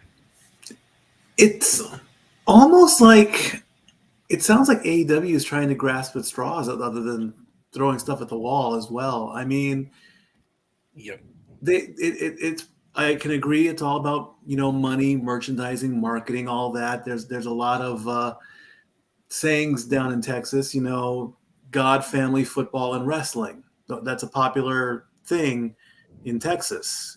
You go back like you said, the Von Erich days. But The only thing I can really think of is at least the shows are spread out. You know, it's not one right after the other immediately. They give it a little bit of a break, and then they do the other stuff. So, you know, and also it's like we loved the center when we went to Battleground and we went to PWG. We would have gotten burned out. I can understand the burnout comment too. I mean, to go to the same place, you probably would get the same people, and that's not all a bad thing. But I would get burned out by the third or fourth show, and I wouldn't know if I'd be that one person that would want to do all 6. So I'm kind of iffy on it, but hey, if it works, it works. If it doesn't, you seriously got to think about throwing in the towel at this point. I mean, it's, like I said, it's almost like it's a last-ditch effort. They're getting to that point. I definitely agree. Yeah. All right. We got Walter too. Has he gone? I thought Walter spoke on that. Yeah, he said he did. Yeah, I went. Just making sure. I think James is just tired, the heat, and I think we're all just tired of spinning the same spoke when it comes to the booking strategies of this company. I was the one that brought up that it's purely financial. Like, it's all financial, yeah. Yeah, you're right. I'm sorry. Yeah, that's fair. And Noah's exactly right. That's exactly what it is. I feel like we're beating a dead horse more so than freaking most topics of this company. I feel like it all goes back to the same issues every time. Yeah. All right. Well, we're gonna throw to commercial. We're gonna throw to Noah's favorite commercial, our watch long trailer. It might be a little outdated. I don't think I ever re-updated it after the last watch longs. So those have happened. Go check those out in the archives. But everything else is stuff that we're going to be covering here across the multiverse.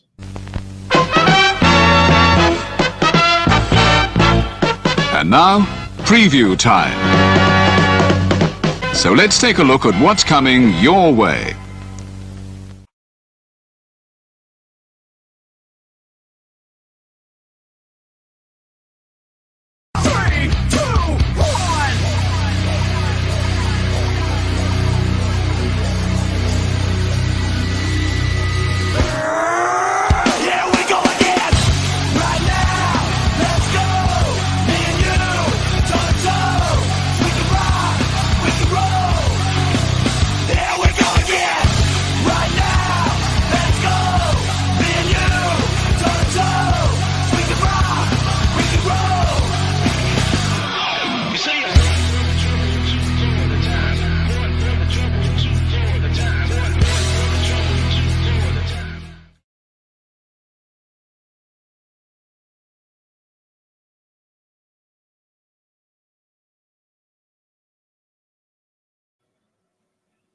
Even tired and extremely exhausted and fatigued, I still have to always say all the wrestling, all the wrestling, all the wrestling, all the wrestling, all the wrestling, all the professional wrestling. Damn it! But seriously, WrestleMania in Las Vegas on Easter Sunday on 4/20. What the fuck are you thinking, WWE? Heard that. Well, I saw this on the Twix while the trailer was playing. I think I know what match Noah's looking forward to on Dynamite this week. Yeah. What the fuck? Wee woo, wee woo. What? Wee woo, woo. You know what the sad part is? It's probably going to be a banger. Like, honestly. Like, the problem is Bryan Danielson can get a match out of a damn broomstick, and Satnam Singh's actually, like, pretty damn movable for a big guy, so... Yeah, I mean, he's not a great Khali. He's definitely not a great Khali. Although Great Khali, once upon a time, could move. He actually jumped over the top rope once upon a time. He moved better in New Japan, though. I'm just saying, James. Oh, yeah. Yeah, I know. This was before the earthquake that fucked him up. Poor guy. Anyway. All right. So the next topic is a little bit more retrospective. This past Thursday marked 2 years since Sasha Banks and Naomi walked out of the WWE. Oh, And I wanted to take a moment and kind of reflect on a number of different things. You figure what they were trying to fight for. You know, the women's tag team division. Has it gotten better? Has it stayed the same? Has it gotten worse? Has the stuff that they were trying to fight for kind of come to fruition? Did they make any waves? Did a change happen? And who in those 2 years did the best? Now, I don't know a whole lot of what was going around prior to their leaving, because you got to remember, 2 years ago, I came back. And while definitely the women's tag team division has still had quite a few stutter steps, I think especially with the way NXT is building up a women's roster, arguably, as Noah has agreed to, the second best women's division in the States, I definitely see some headway being made there. Mm-hmm. Now, they still don't have any organic teams, really. Most of them are still people thrown together. But I feel like that's better than nothing, especially if the teams make sense, like a Candice and an Indy, like a Alba and Isla, like a Caden and Katana.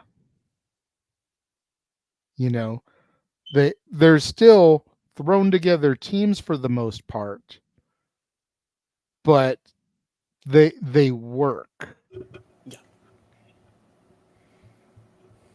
So I feel like that's had some improvement. There was a question in the chat room earlier about who the NXT Women's Tag Team Champions are.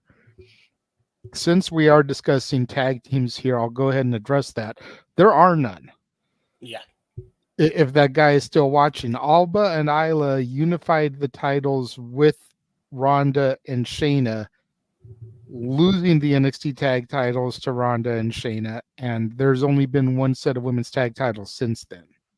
Yes.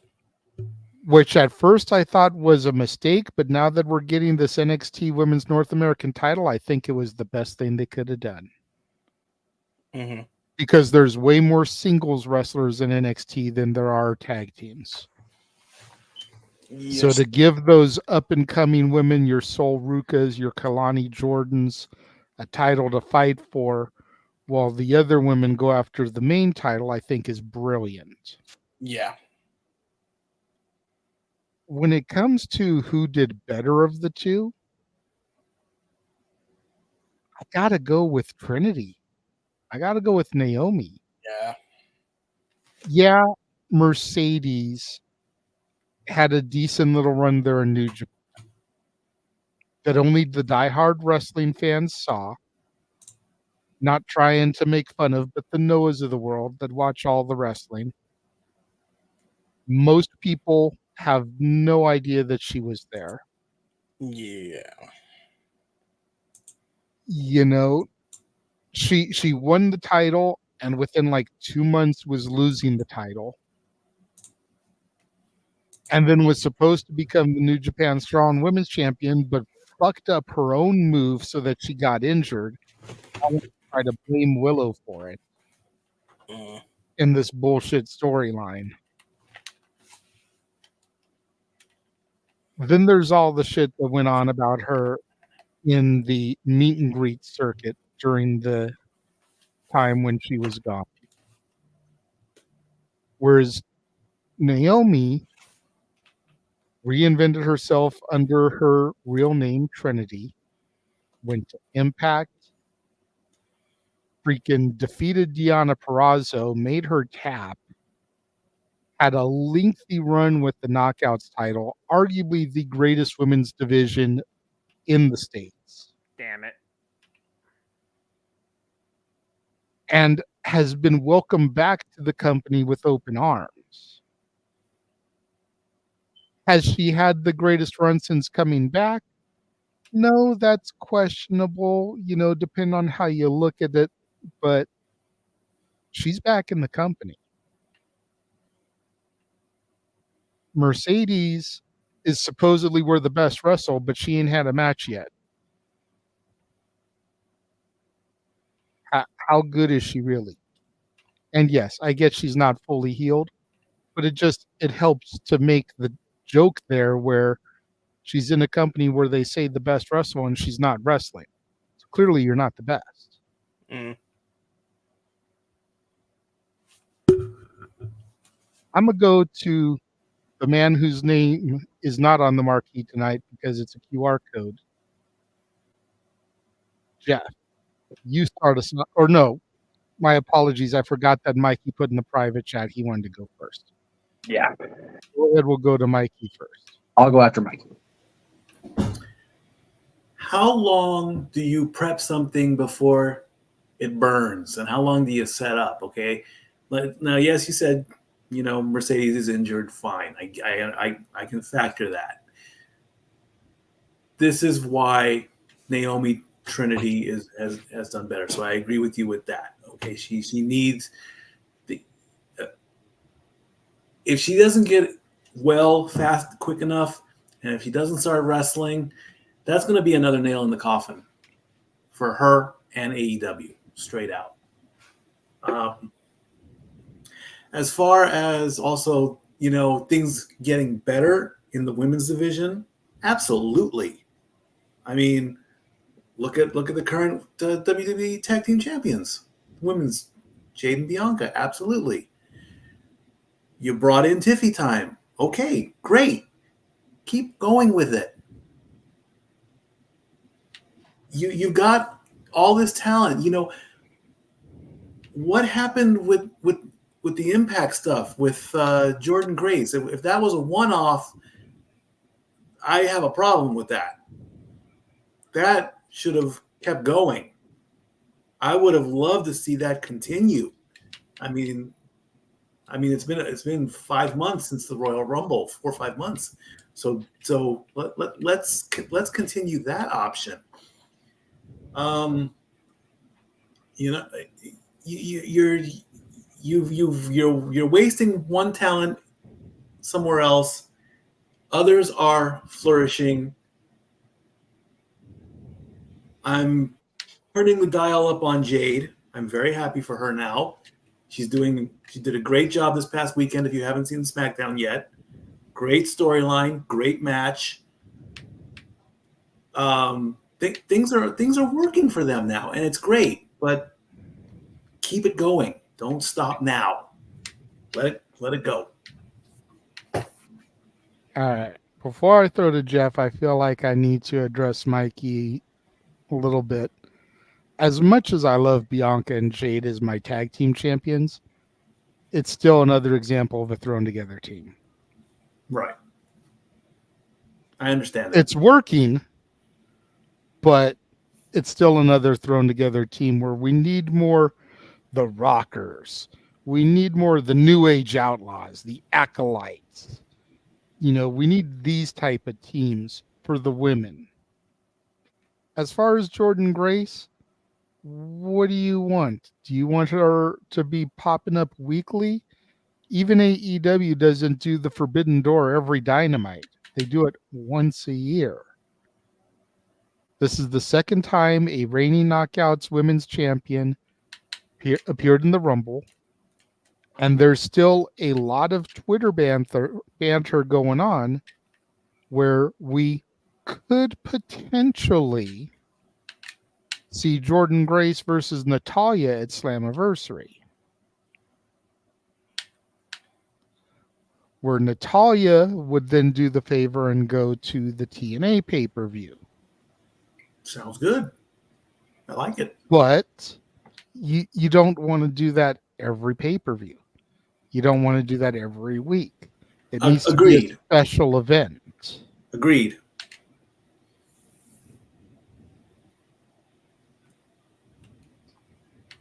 The other thing to keep in mind is both Mickie James and Jordynne Grace being in the Rumble was as a result of Scott D'Amore and Triple H working together. Scott D'Amore's no longer the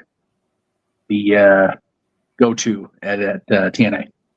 So the guy running the wrestling side of Anthem is not as broad-minded as Scott was. As far as the anniversary of the walkout, I cannot take credit for this thread, but I will definitely run with it. Think about it this way. They walked out, so it was 2 years. That would have been 2022. Around the same time, Punk was quoted as calling for workers' rights within the industry. CM Punk, not just some random Punk. I'm going to try to be contextual here, folks. Which led to their response from Hangman Page that we got on air, talking about Punk and workers' rights, which led to Brawl Out, which led to it's freaking biblical the way that shit went down. It's Genesis. I think that had a lot more impact, no pun intended, than we even realized at the time. At the time, it was just, they're disgruntled. Well, Mercedes is disgruntled, and Trent's just, being in solidarity with her partner.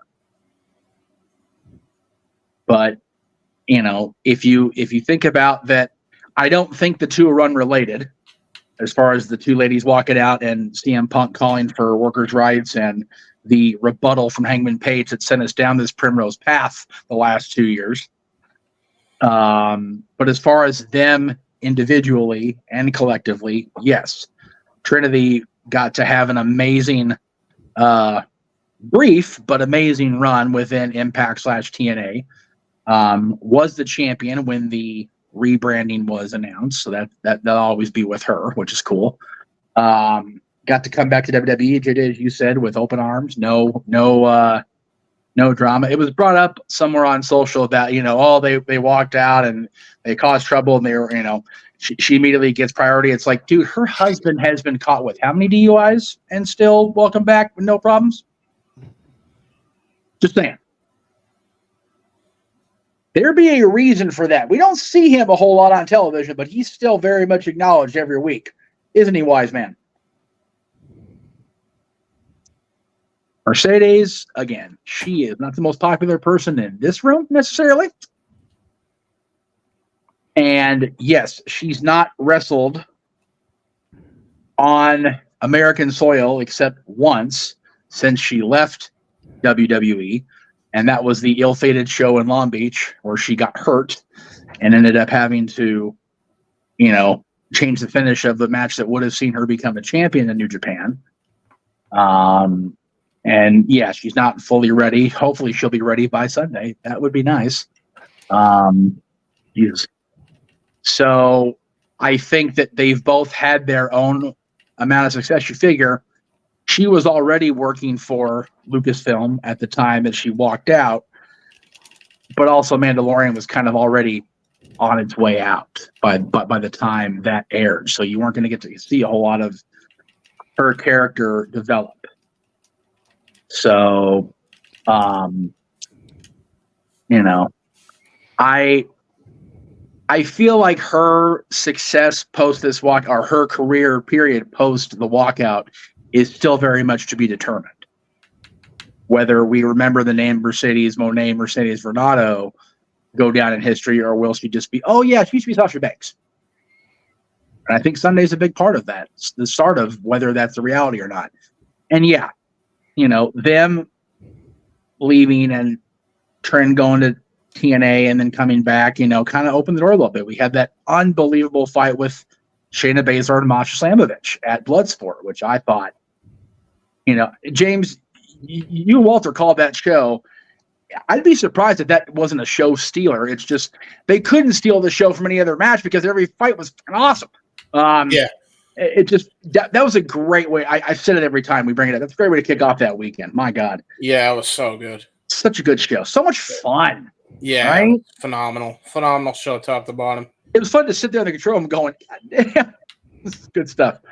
Good shit, pal. But I think that, and trends on WWE now. Naomi, what have they done with her since that brief little? Her and Tiffany might go. No. So I think both their success is very much still to be determined. Now that I've answered what time it was by telling you how to make the watch. And bath time. Noah, sir. Why? I'm awake. Why? Oh, Jesus. I know. Yeah. How about women's wrestling? He still goes dark. I'm tired as fuck, brother. Anyway.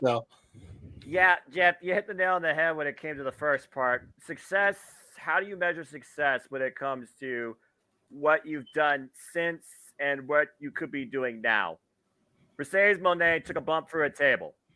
What can she do when the bell rings since coming back from injury? Don't know. Trinity, incredible excursion in TNA wrestling, finding her glow, coming back home, and jobbing out. Okay. Yeah, I don't know. I won't call neither unsuccessful. I think, again, it is undetermined success or unclaimed success, like trying to claim the primary objective in a video game. So neither right now are truly successful. I think both their success will be defined in the short-term future on where you stand on if both were right in their decision. Now, women's wrestling and the state of in WWE. First off, tag teams brought to us by IKEA. No. They're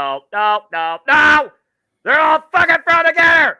The only damn ones that matter were KC Squared and Isla Dawn and Alpha Fire. They still done jack shit with them. And SmackDown has the way, and Chelsea Green and Piper Niven were the last relevant teams since the Iconics because they actually made those titles important. Again, Jade Cargill, Bianca Belair. Okay, they just got them. I'm not going to throw them under the bus yet. Make me believe in women's tag team wrestling in WWE. As far as I'm concerned, NXT still leads WWE in promoting a good women's division in women's professional wrestling. But I still hold out for TNA, especially with a certain somebody coming back possibly to maybe finally become TNA Knockouts World Champion. They intend to be determined, but I still call it off for Summerversary. So in short, Naomi, Sasha Banks, Mercedes, whatever the fuck you want to call her, Mandalorian, the success undetermined. Women's state in WWE. Floundering. Figure out tag team wrestling or finally bury it. Look at what NXT is doing and try and replicate it. Walter, what say you on this matter, sir?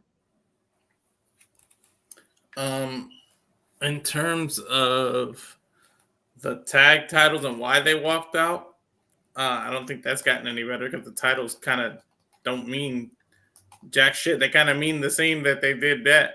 And the problem is there aren't enough teams to where you have people having these long reigns, but it's because they're not really defending the titles. And then now Jade, and of course I love Jade and Bianca, they get the titles, but now they got to get thrown into the Queen of the Rings and the title gets thrown aside again. So it's like the women's division did get better itself, but that the tag titles are still just toys and something to sell for little girls to buy because I feel like they're completely irrelevant. Hopefully Jade and Bianca can change that, but it's pretty much the same level as when they walked out. So in terms of the titles themselves, their value didn't go up, but the women's division in general did go up. And in terms of who's had the more, the better career, I wouldn't say better, but more exciting career. And what I paid attention, it's Trinity. It's Naomi. She went to the Knockouts division. She reinvented herself, and she came back home. And then hopefully what me and Aaron have been calling for years, maybe she'll get involved in this bloodline. So maybe that's why she's jobbing out and not being bookless strong right now. But I think we have to wait till the Queen of the Ring tournament is over for everything to blow up, because it kind of resets once we find out who wins the Queen of the Ring. Then I feel like the women division gets to reset a little. I think everything's kind of on hold right now because of that Queen of the Ring being so dominant right now. Everything is focused on that. And I think that's what it is. I think we just got to be a little patient with it. But in terms of Mercedes, yeah, I'm over her. I'm ready to see her wrestle or like shut the hype up, because I'm getting tired of it. And I spent the money to go to Boston and go see her debut and everything, but I'm already all over. I'm over the song. I'm over her character. She needs to be a damn heel by now. Like, this is none of it's working in my opinion. So I'm just over her right now. She'll be a heel come next weekend. It'll be a thing. Yeah. Show me what you can do bell to bell in that ring, so I'll give a jack shit about you. Otherwise, I don't give a fuck. And another thing, WWE, make more single stars. Stop depending always on Becky and Bayley, for Christ's sake. Mm-hmm. But Noah, there was a 4.5 hour or something marathon today about the best of Becky Lynch, full matches. What are you talking about? She's the best bout machine of WWE. First off, you spend your time watching it's Charlotte Flair is poorly missed. That's the problem. I couldn't get out of the straight face. It was so bad. Anyway, I love Bex. I do, but Jesus. It's Charlotte being injured too. Like that division took a big hit with her being injured. No, I completely disagree. It's because they haven't built stars. Thank you. Yeah. Fucking hell! How hard is it to do? We need you need the established stars to build the next set of stars. Yeah. Yeah, but when you've got, Charlotte, that doesn't work for me, brother Flair. Jesus, here we go. JJ on the big dick syndrome of Charlotte Flair ruling the women's division. Hey, you know what? It's true. He's not lying. True. He's not wrong. But seriously, I don't want to spin this wheel again. No, maybe that's I'm what this draft not is designed trying to, for, though. but it's like we've got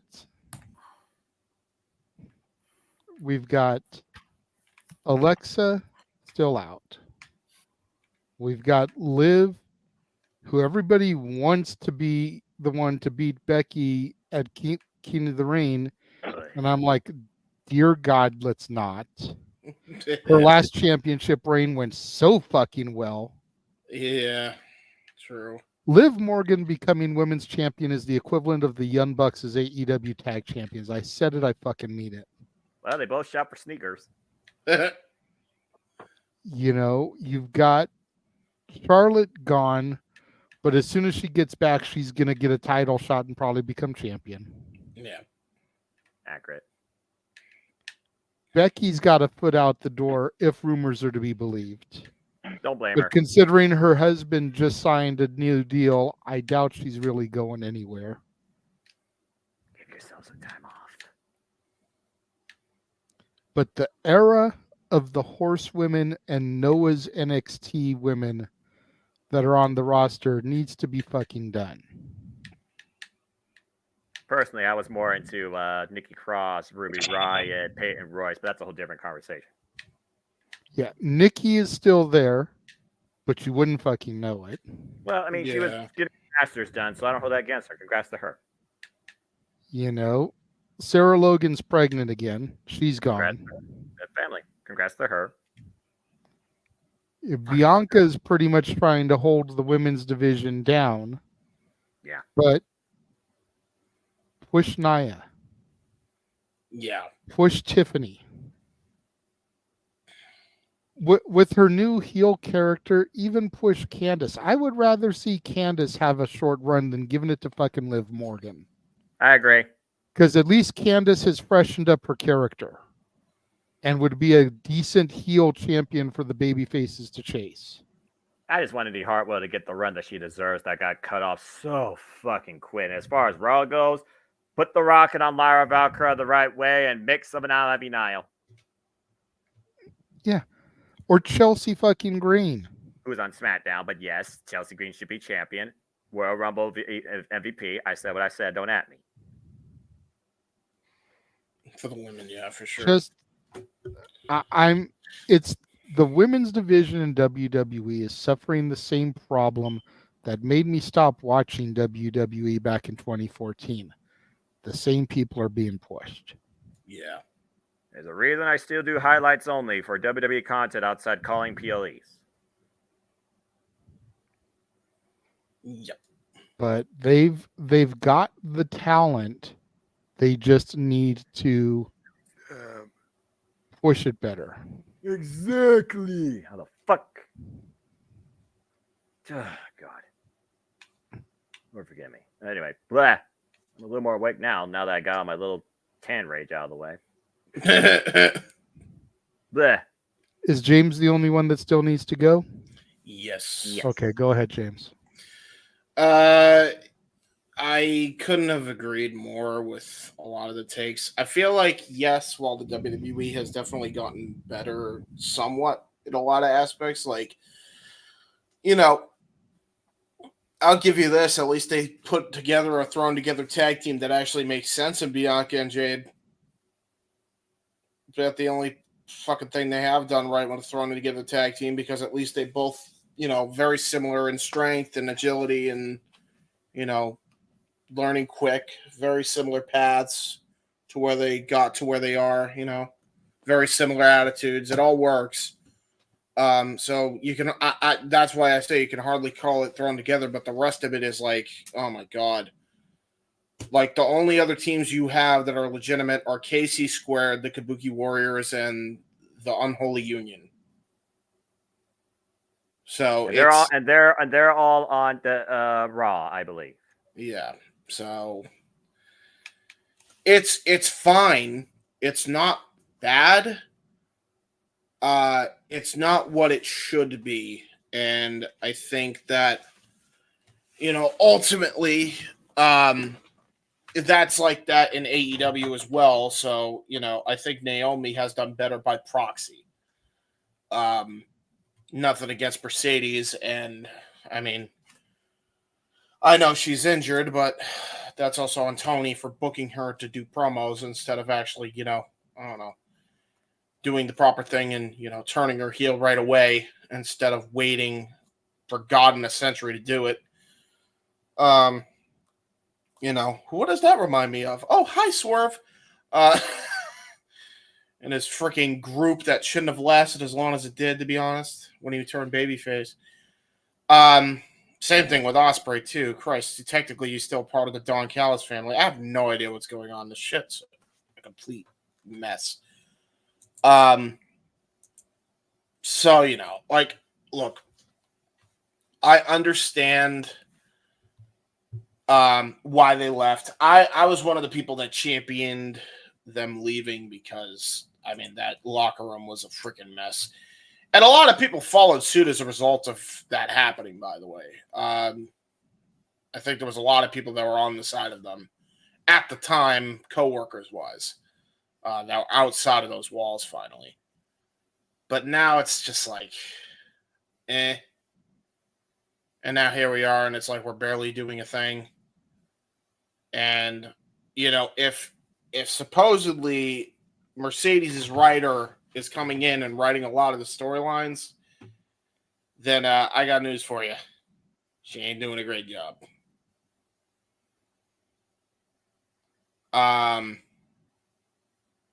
Really, the only thing that's going to salvage this whole waiting as long as they did is if they pair her with Stokely Hathaway and Stokely turns on Willow, which already should have happened by now, but, you know.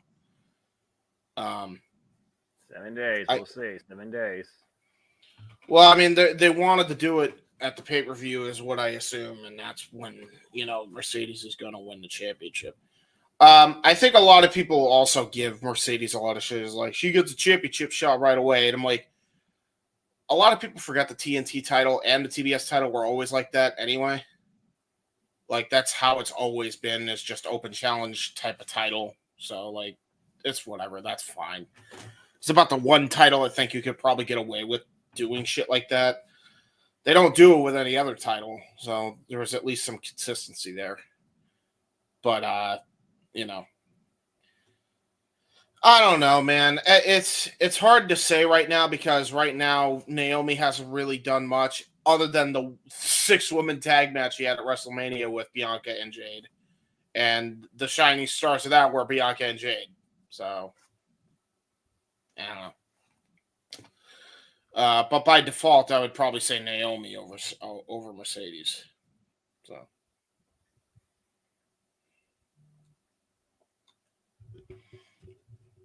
there you go. That's about it for me.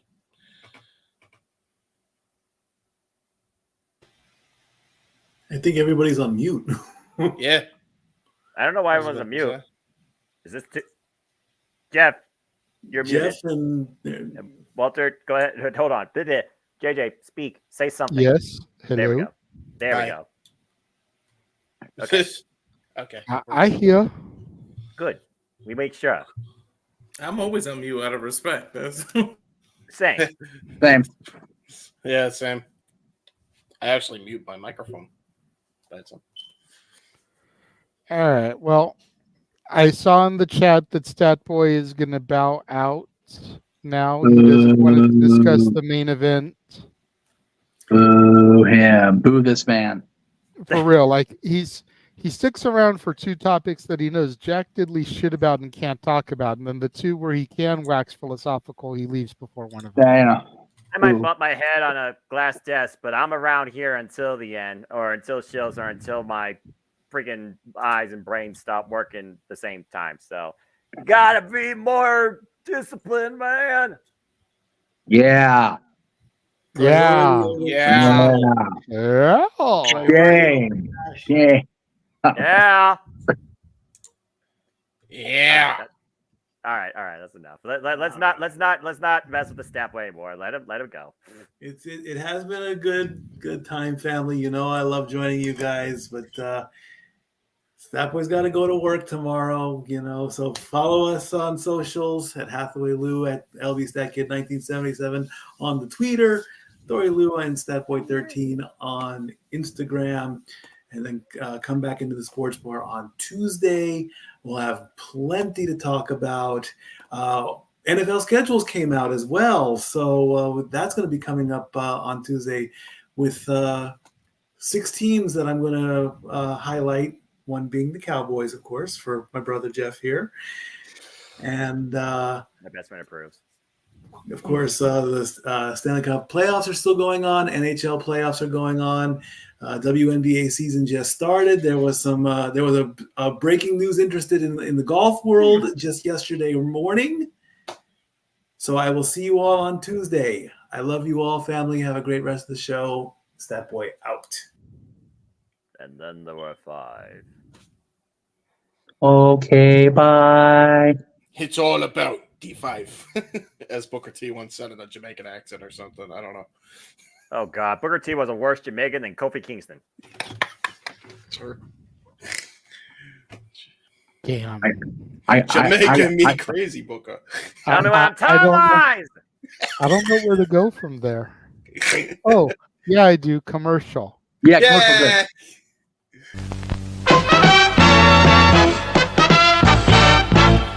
And now, preview time.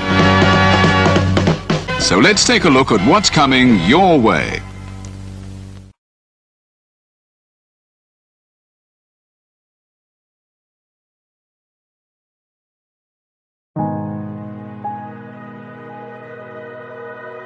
Gary Hebert, the man, the myth, the legend.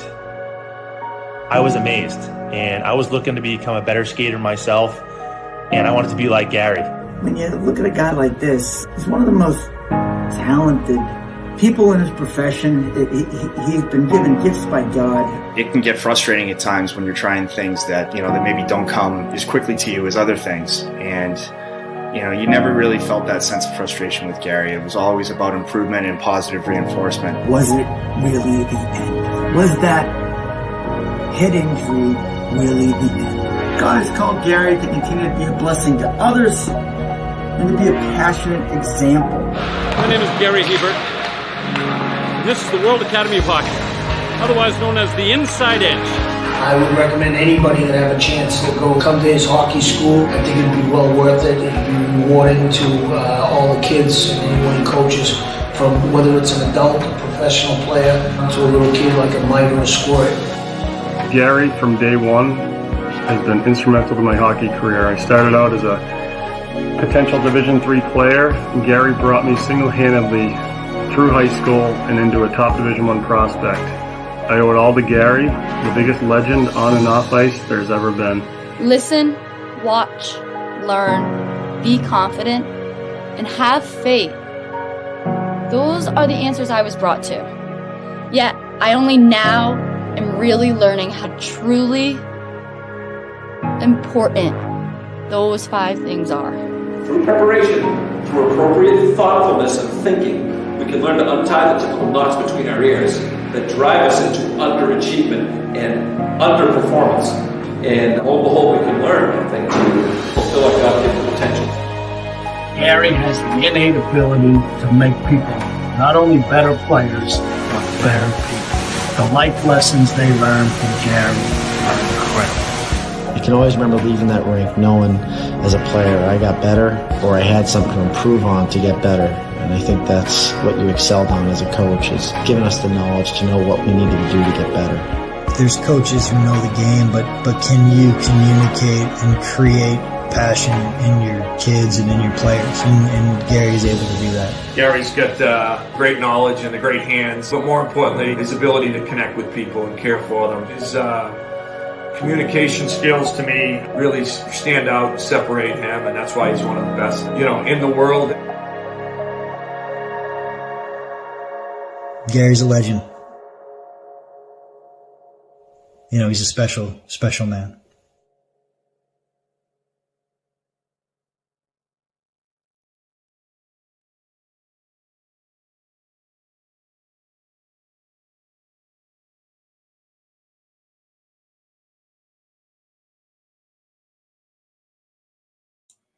Soon, everyone. Very soon. Boy. And we are back here, open mic night. There's been a lot of talk.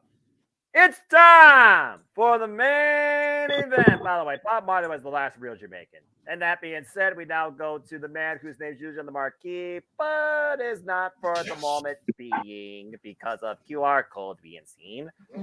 Jeff, motherfucking Meacham. I just heard a chime, so I guess he's ready to chime in. So let's go to him. That is true. That is chimes. chimes. I think Jeff is struggling to try and get back on the screen. You know what's weird? No matter how many times Windows updates their operating system, the Windows system sounds are pretty much still the same every time, just a slightly different tone or pitch. That's true, except for Windows XP. Those sounds will always be iconic. Well, Windows XP was the best built system. Vista was a piece of shit. 7 was a tremendous comeback. 8 was crap because they wanted to turn a computer into a mobile phone, and their Nokia phone market went belly up. They didn't do 9. They went to 10, where they tried to bring the best of both worlds. And now we got Windows 11. So there you go. I never messed with Millennium. Millennium? Yeah, that's what it was. I never messed with that one. 95 was the first one I messed with. You should do a YouTube channel where you just talk about tech. No. Are you trying to kill my brain? No. Become the Michael J.D. of the multiverse. Friggin' CNET and TextRax and Katie Lindor have those worlds covered. I don't need to be part of that. That's true. Hi, Jeff. Hi, Jeff. All right. So now that I've fallen in my living room here and got myself back on my feet here in my chair, it's been one of those weeks. All right. It is indeed time for the main event. I've been talking about this off and on, privately with most of you for the last couple of weeks now, but it became much more topical this last week. So I forget when the exact date was on the initial announcement. Forgive me. But not too long ago, it was announced that Disney and their subsidiaries, Disney Plus and Hulu, were going to be forming a kind of a I guess for lack of a better term, a conglomerate with another streaming platform in oh hell, I need to look at the graphic because my brain just did not make that happen all the way because I just got back up. Max, there we go. There it was. And then just this last week, we heard through the news lines that Peacock, Netflix, and Apple TV Plus are going to be being combined under Comcast's umbrella. So basically, especially with what Walter just sent me in the private chat, which is funnier than hell, you've got like a Captain Planet thing going because you've got these six outlets, but 3 on each side. They cost the same as cable used to cost. So cable's making a big comeback without even trying. And the question as it pertains to this show and this channel, this multiverse of media, if you will, is the impact it will have on professional wrestling. Now, to break it down a little, the X style, and we're not going to sit here and do a Crisis X half hour because that's just boring at this point. But you already have Max kind of in the game. They are under the Warner Brothers Discovery umbrella, which of course houses TBS and TNT, which currently hosts AEW television programming. There was talk for well over a year that Disney was going to be the one purchasing WWE. So now you've got the arguably the biggest company in the world, Disney, taking their main non-sports streaming services, Disney Plus and Hulu, and uniting with Max, who as of late has been the Warner Bros. Discovery sports outlet. When you have, NHL playoffs, Stanley Cup playoffs. Oh, by the way, I was going to call Mikey on it, but I just didn't have the energy. NHL playoffs or Stanley Cup playoffs are the same thing. I think he meant to say NBA playoffs are still going on, except nobody gives a fuck about the NBA, except Walter, because I know he tweets about it during the games. Fair enough. So to Mikey, botch. But yeah, botch for Mikey on stats in sports. So you've got that side of the streaming scuttlebutt. On the other side, you've got Netflix, who, as we know, is going to be the new home of Monday Night Raw come January. We also have Peacock factored in, who is the current home of WWE programming, and Apple TV Plus, which has also shown exclusive sports content that doesn't get shown on regular or cable broadcast television. So it looks like to me that as much as the wrestling wars are over in terms of there's never going to be somebody directly competing with WWE again on most fronts, it seems like to me that the television partnerships are going to be very much in competition. You've got Comcast bringing together their entities. You've got the Walt Disney Company bringing together their entities and siding in with Warner Brothers Discovery, which is crazy. For us old dogs in the fight, and that's the upper tier, this is very much akin to the classic three. Back in the 70s and 80s, CBS, NBC, ABC, all, going to war with each other on a, we'll call it a Monday night or a Thursday night, right? Because, Thursday night was must-see TV, but, there'd always be something to counter program. I'll start with Walter since he is next to me, and I feel like so because he haven't gone first yet tonight, so I'm going with you. And JJ's, otherwise occupied. What do you think about all this? Because there's been a lot of chatter about the fact that we all were pretty much conditioned to convert from cable to streaming, and now here we are, paying the same amount of money for all these streaming platforms, all these outlets as we were for cable back in the day, if not more. And to add to from the chat, the NFL is going to be exclusively on Netflix on Christmas Day, which for us football fans, like, oh shit. What? Now we have to have Netflix. Wrestling fans, we're going to have Netflix come January 1st because of Monday Night Raw. But it's like, damn, if you're a football fan, you want to watch your football on Christmas, you're kind of limited here. But Walter, what say you about this? We'll start with you. I would football can be on Christmas. Interesting world we live in now. How things have changed from what we grew up on and cable and changing channels. We thought we got away from it, and it finds its way back without actually existing. I don't know. It's a weird conglomerate. Now the whole Netflix with Peacock, that actually makes sense for WWE because the PLEs are still going to be on Peacock, and I think there's going to be, from what I read, grain of salt because it could be a rumor. WWE is kind of trying to do some kind of combination where you can get Netflix and Peacocks for one price because of that WWE deal, which makes a hell of a lot of sense for WWE fans. That I was going to say they lucked the hell out of that deal, huh? Yeah, they worked that one, and who knows what UFC does in the future. I wish, because those pay-per-views add up for me to do watch-alongs. I wish they would do something with streaming and at least the lesser known or the not the pay-per-views, but like the fight nights. Maybe make a deal with the streaming services to do the fight nights instead of having to be on the ESPN app all the time. Like do something since it's under the same TKO umbrella. But it almost seems like these big streaming, they're kind of pushing AEW to the side. And that might go back to our previous topic of what we said with the whole all testing it all in one market, because it might be their last hope because Warner Brothers might pull out of TNA event. I mean, sorry, not TNA, AEW eventually. And say, you're not bringing the ratings that we need you to bring, terminate contract here. And then Tony Khan is SOL on it. So or the other option to that, Walter, just to add to your point, they're trying to save money in the short term because they're actually going to go streaming services in the long term. Right. That could also be a thing. Before I throw to the next person for a full discussion, joining us after her day at Comic-Con, who did that again for? I didn't do it. Yeah, you did. You lie. No, okay. I'm literally not there. You know what? It's on loop. That's why. That's my bad. That's my bad. It does that by anyway. default. Damn StreamYard. And it is damn StreamYard. Joining us from her first day at Comic-Con International, where she got to meet Team Bestie in the wrestling world, here is our own Datilla. What's up, you guys? How are you, Datilla? Good to see you. I'm exhausted. I believe it. You had a day, girl. I was up at the ungodly hour of 6:30 in the morning to prepare for Comic-Con on Revolution.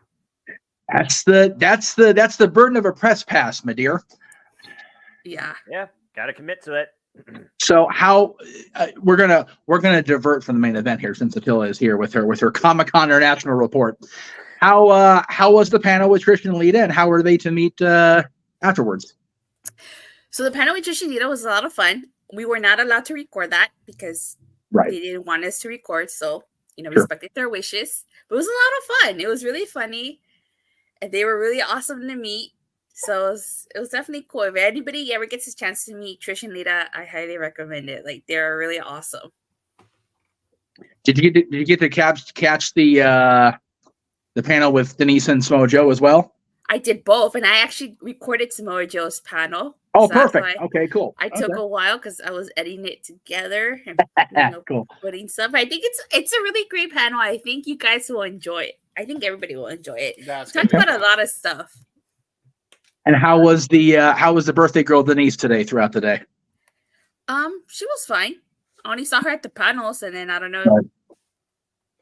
Probably working. She's probably busy. She's probably tired too. Even on her birthday, she's the hardest working woman in Hollywood. I swear to God, she's crazy. Stop. Done with the interview, and then up to the next interview. I love it.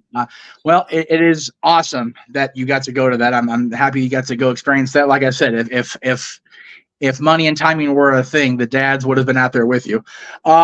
We are talking right now in our main event about the two different what do you call it? The streaming bundles that have been announced here recently. One with Disney Plus, Hulu, and Max teaming up, and the other one now that was announced this week with Netflix, Peacock, and Apple Plus TV uniting under Comcast, and how it's going to affect wrestling. I don't know if you've kept up with any of that news, but do you have anything to say on that before I pass to one of the guys? I have kept up with the news. I'm sorry, but isn't that a monopoly? Well, it's definitely two very large companies, but it's not just one one company running everything. So it's not a monopoly yet. Keyword. I just feel like it's kind of ridiculous that all of these things are bundling together because not everybody needs or wants everything. Right. You know, why people got away from cable and satellite. Exactly. That's why people got away from cable and satellite. Like the only reason I have Peacock is for the network, but I don't use it. I don't even use my own Netflix. Right. You know, everybody else uses my Netflix besides me. Last time I used Netflix was the Tom Brady roast because that shit was hilarious. The last time I used Netflix was to watch Dino Cosmic Fury. Dino Cosmic Power Rangers. Cosmic My Fury. mom was watching Orange is the New Black. Wasn't the new Power Rangers movie the reunion movie on Netflix as well?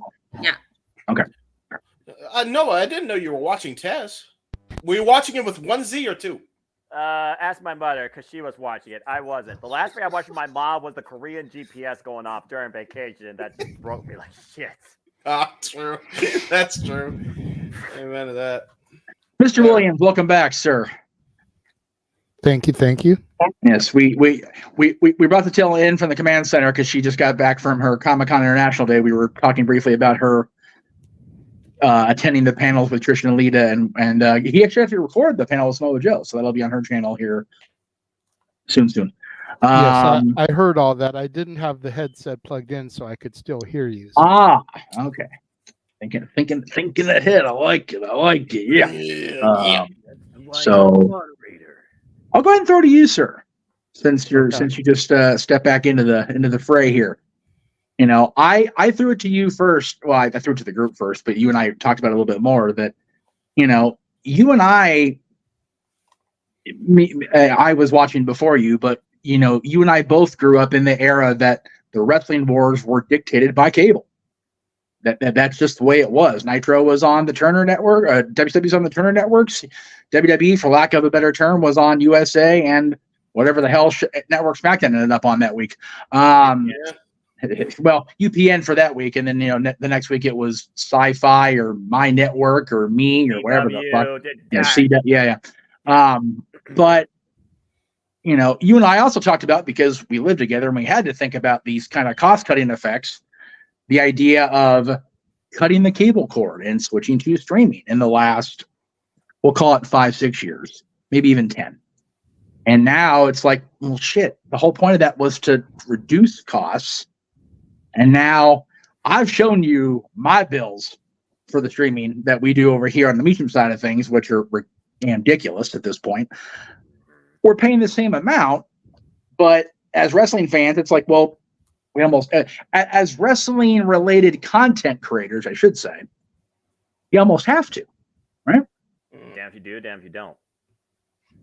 Yeah, I mean, for me, it comes down to one very simple variable. If AEW doesn't land on Max, why the fuck do I care? Right. Yeah. Yep. Like, if we don't start seeing stuff from AEW on Max the way we see WWE on the Peacock, why do I care? You won't care, Randy. At the end of the day, I care more of the fact that the same bundle is going to have Marvel and DC. Because Disney Plus has the Marvel movies and Max has the DC movies. Which means that for the first time, Warner and Disney might actually come together and do an Avengers versus Justice League, which would be sick. Not gonna lie. It would be the most anticipated crossover since Who Framed Roger Rabbit. That's right. Now that I remember from my childhood. That's a valid statement. Once was a wee lad. Yes, when I was once a wee lad, that was one of my favorite movies to watch nonstop. But yeah, that's really what it comes down to for me. And I hate to be so blunt and matter of fact about it, but when they decide to announce AEW's newest deal, since they weren't mentioned at the upfronts, once again. Yeah, that was brought up on the whatever the hell show it was this week, and I went, "That's right, they weren't." So if we don't get them going to Max, give a fuck less. Yep. From the wrestling fan side of things, absolutely. Well, yeah, because the context and the way this topic was presented is, what does it mean for wrestling? Yeah. If AEW doesn't land on Max, it means nothing. Right. Yeah.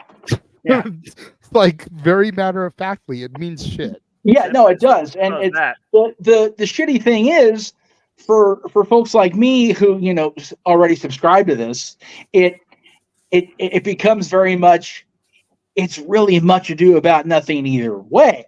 Yeah. And it can't just be AEW. No. It needs to be AEW and Ring of Honor. Yes. And I realize Ring of Honor has its own app. They have Honor Club, all that good shit. But if you're going to streamline the AEW library on the Max, put Ring of Honor on there too. Yeah. All under one umbrella. It's the Tony Khan, Shad Khan company conglomerate.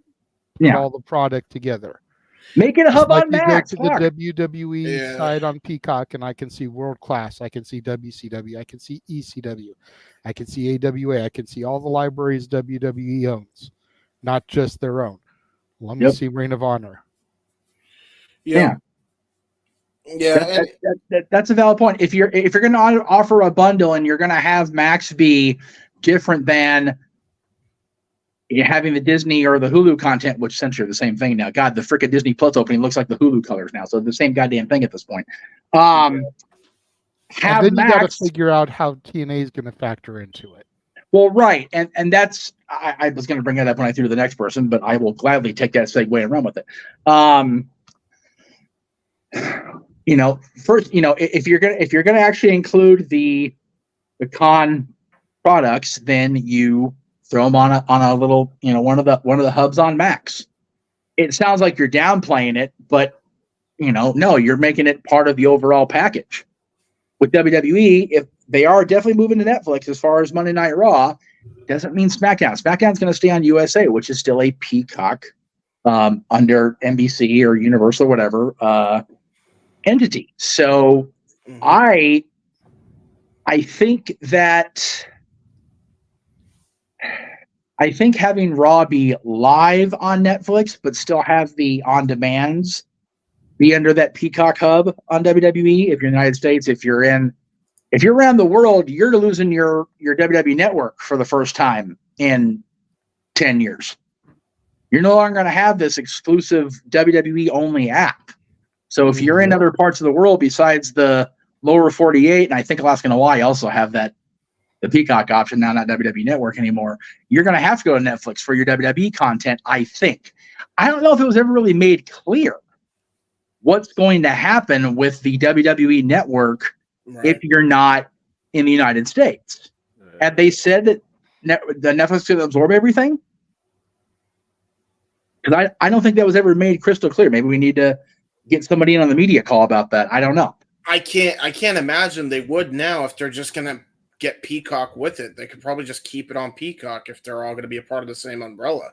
Well, that's my point. If Comcast is gung-ho and going forward with this, then there's number one, there's no real need to do anything except have, stick with what you've got, because Raw and SmackDown don't go up on the network or Peacock or whatever until a month after the fact anyway.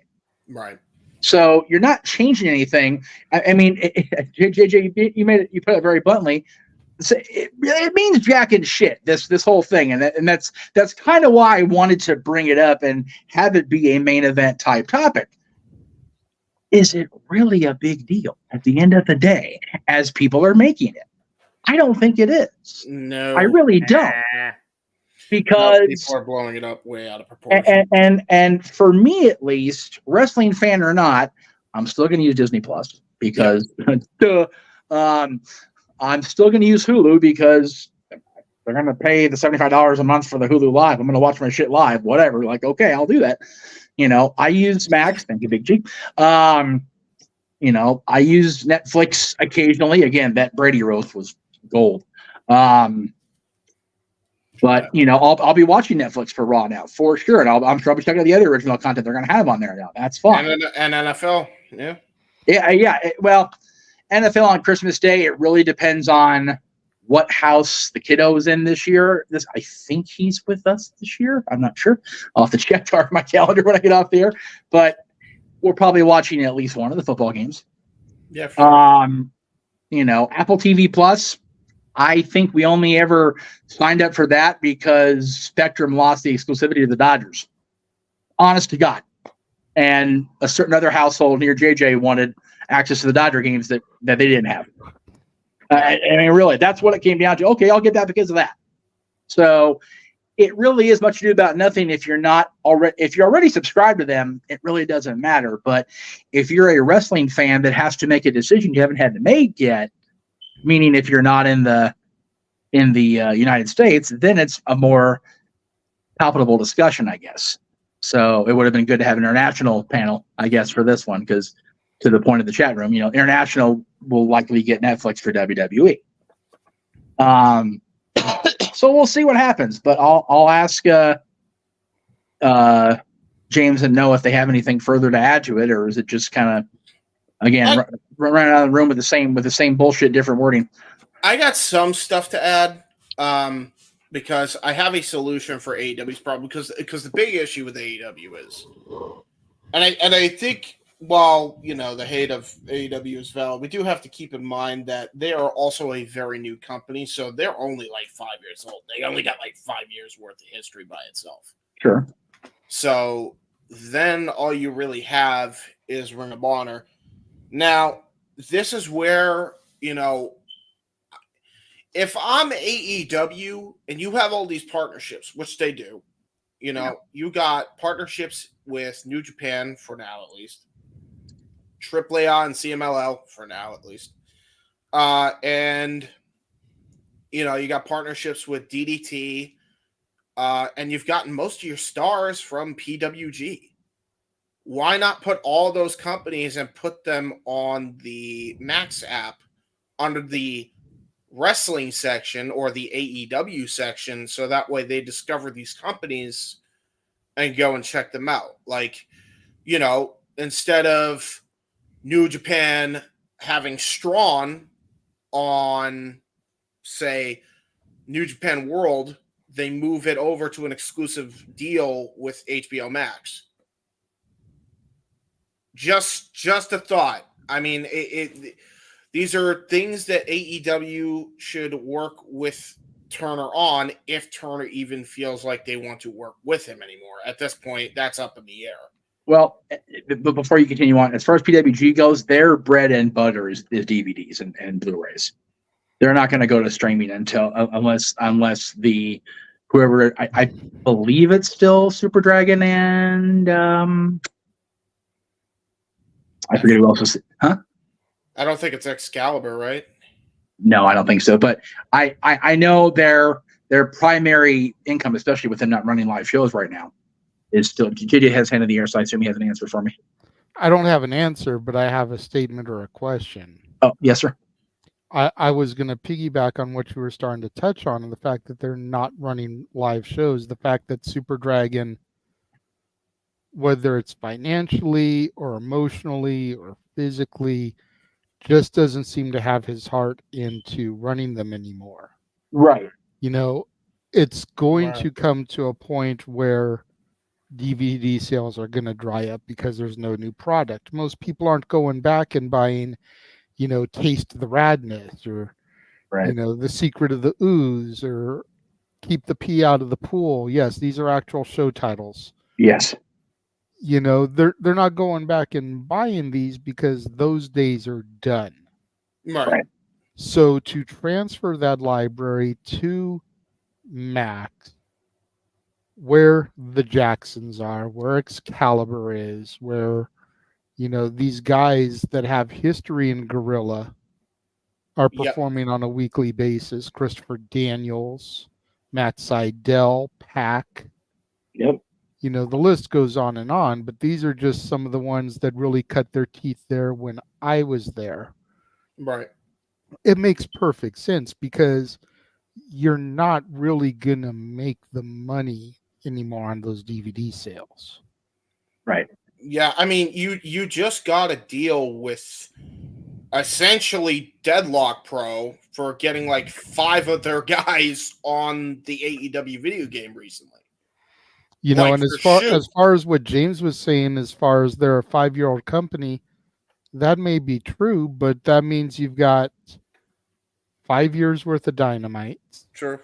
You've got all Rampages, all Collisions. You've got whatever it is, 9 or 10 Battle of the Belts now. True. Plus the pay-per-view library. Yeah. Like there's actually a lot more than you think of when you slice the pie and you think about all the sub hubs. Yeah, and if you make the pay-per-views like $10 less, you can have people pay the $9.99 and then the $49.99 for the pay-per-view or whatever they do. Or even just make the subscription fee $24.99 and give the pay-per-views away. Right, you could have a tier for that, yeah. Because I'm sure Noah would be more than happy to pay $25 a month as opposed to chilling out $50 for the pay-per-views. Mm. I think we're moving toward that too, Jay. I know Noah's going to answer it, but I think having them be available on Triller TV as opposed to, damn it, Walter, as a, he's not wrong. Not wrong. That's the sad part of it, son of a bitch. Having them available outside of Bleacher Report, I think is the first step to lowering cost while widening availability. Mm-hmm. Hopefully. Or even, if you want to keep your big four $50, cool. The other 8 a year that it looks like you're leaning towards and starting to head down the yellow brick road towards, $25 a pop. Yeah. Yeah. Do a package. Yeah. TNA does it. True that. Buy the whole quarter of pay-per-views for $100. Yep. 3 pay-per-views per quarter. Yeah. Nothing else with it. Those are just some ideas that we have rattled off. I started it. We all finished it. Unless, Noah, you got something. Which one's Boardwalk? Which one's Park Place? I'm confused. Boardwalk has to be the one WWE's involved in, if we're being real. That's fair. Most expensive. Granted, Disney's involved in the one AEW's in, and Disney is like, Mickey Mouse is fucking Thanos with the Infinity Gauntlet. Oh. But that sounds like Legend of Tech. But you got to kind of consider Boardwalk is going to be the one with WWE. That's fair. 400, 350, and then Disney's the luxury tax. Got it. Okay. So as far as this goes, it's not streaming. wrong, folks. It's streaming. It's a la carte. You do what you wish. I only paid $10 a month because the only service I have right now is Ring of Honor because NWW right now doesn't have a lot going for me. And based on a service I found online, thank you, Internet Archive, I literally watch Noah, Sendai, Stardom, New Japan, Ring of Honor, TNA, and AEW for nothing. Besides that, we have Sling, and that's a split between me and my mom, who uses it much more than me. And then she has 2 streaming services right now. She has Showtime with Paramount and Max. So to me, it's just one of those things where it's like you go where your content is. And besides, it doesn't matter because they're going to raise the prices on you. Peacock already raised their prices by $2 more, or they're going to here pretty soon. So they basically got you literally by the balls. So it's just a matter of where is more of your content going to go where you don't feel like you're being circumcised. So,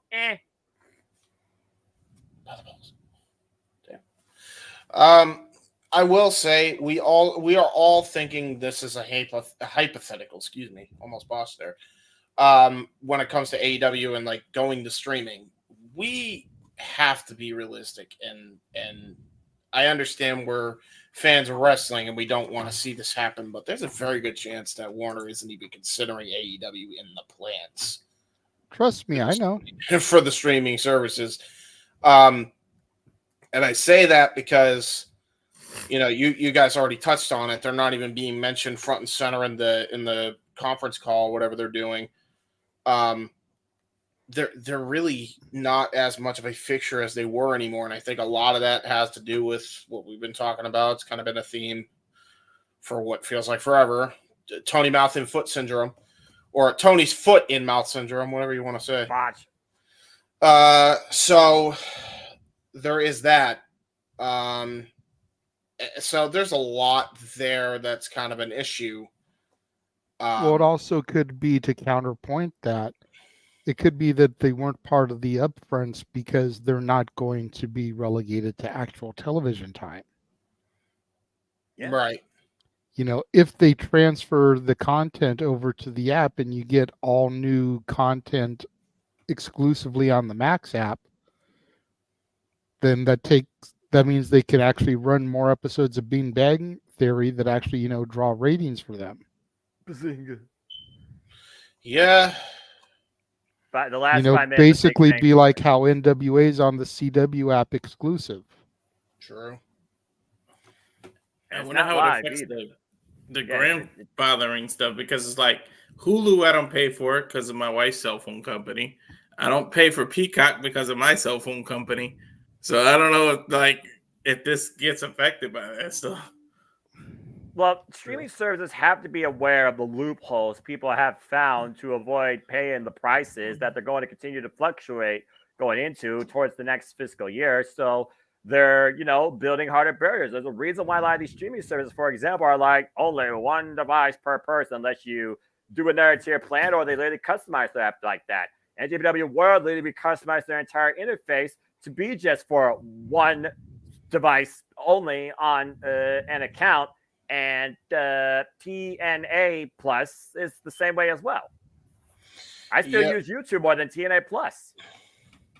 Which, by the way, most consumers that have that are not happy about that. Yeah, no shit. I'm not surprised. Like anybody that put it this way, it's one thing if you're like, oh, we don't like freeloaders. The problem is if the person paying is willing to give it out to somebody, that shouldn't be any of your business. I don't like big business getting in the way of shit like that. This is the internet, James. There is nothing sacred about. Oh, I know. Oh, trust me, I know. Ugh. Anyway. So, yeah, just put a house on whatever property you prefer, build 4 in a row, turn it into a hotel, and you're good. Then hopefully someone lands on it. Monopoly? Yeah, I like Monopoly. Yeah. Although I always sucked when I have it. I guess the most expensive Monopoly, but no one lands on the shit. Yeah. Boardwalk? Yes, Boardwalk. Yeah. It's a bullshit Park property. Place, I think? Yeah. What? Boardwalk and Park Place, I think, was the second one. Yeah. The most expensive. That's a scam. It's always a scam. It's always a scam. Everybody trades for that, and you fucking lose because you spent $200 on a house that nobody lands on. It's bullshit. And also, fuck the railroad tax. You wouldn't believe how many people I spanked with Mediterranean and Baltic. The two dark purple ones on the other side of Go. The cheapest? Uh-huh. How the hell did you... Because you don't hit Boardwalk and Park Place, but you pass Go, and bam, there you go. You land right there. True. You know what? $250 on one of those properties versus income tax that takes the $200 right from you. That's on the next spot over. So you're actually brilliant. Actually, that does. You guys are bringing up traumatizing experiences from Monopoly. I want to flip the table over right now. I used to play people in the game room of City College for legitimate money. We would throw down like no. We would throw down like $20 to see who would win, like gambling on the game. That would be hilarious. You guys are playing Monopoly with actual money. No, not like that. That's why I wanted to clarify. I kid you not. Rooster Teeth before they maybe if we were going to university, we'd have that kind of money. But City College, man, we're poor. Hardcore Monopoly. Yeah, hardcore Monopoly. Everybody has $1,500 cash. And only one person gets the entire spread of everybody's wealth because they have to force them to be bankrupt. Well, but no, we would actually gamble on who would win, and I would clean up. My strategy was always make sure I have the orange and the red. That entire quarter is mine. Y'all are fucked. I tried to have that inaugural robe Mediterranean, Baltic, and then those light blues. Yeah, Connecticut, Oriental, and Vermont. Yep, you got. What was your playing piece? Was it the money the bag, car. the shoe? It was always the car. Always the car. Oh yeah. Always. It's the car, right? Fixing the Chicks love car. the car. I like the top hat. Top hat's pretty dope. Not Battleship, because I'm just going to literally sail through the competition. Anyway. I mean, you can Spades just and get a Monopoly. Battleship. My family would kill you over. I'm gonna use the thimble later on because it was because Dylan adopted Peter Pan as his favorite movie, and the thimble meant a kiss. It's too bad we can't figure out a way to turn Monopoly into an open mic night game night. It just would Oh take no! damn Oh long. my god. Dude, there's a reason. Part of the reason this is up still is because there's more marks in this wall from the game board being tossed across the room for Monopoly. All right, we don't need to be doing that shit in front of people. No. It's easy. We find a digital version and share screen it. Yeah, true. God damn it! What are you doing? What? Why? Oh, Noah, I would rather us all still remain friends. Here's what we'd have to do is we'd have to set a time limit.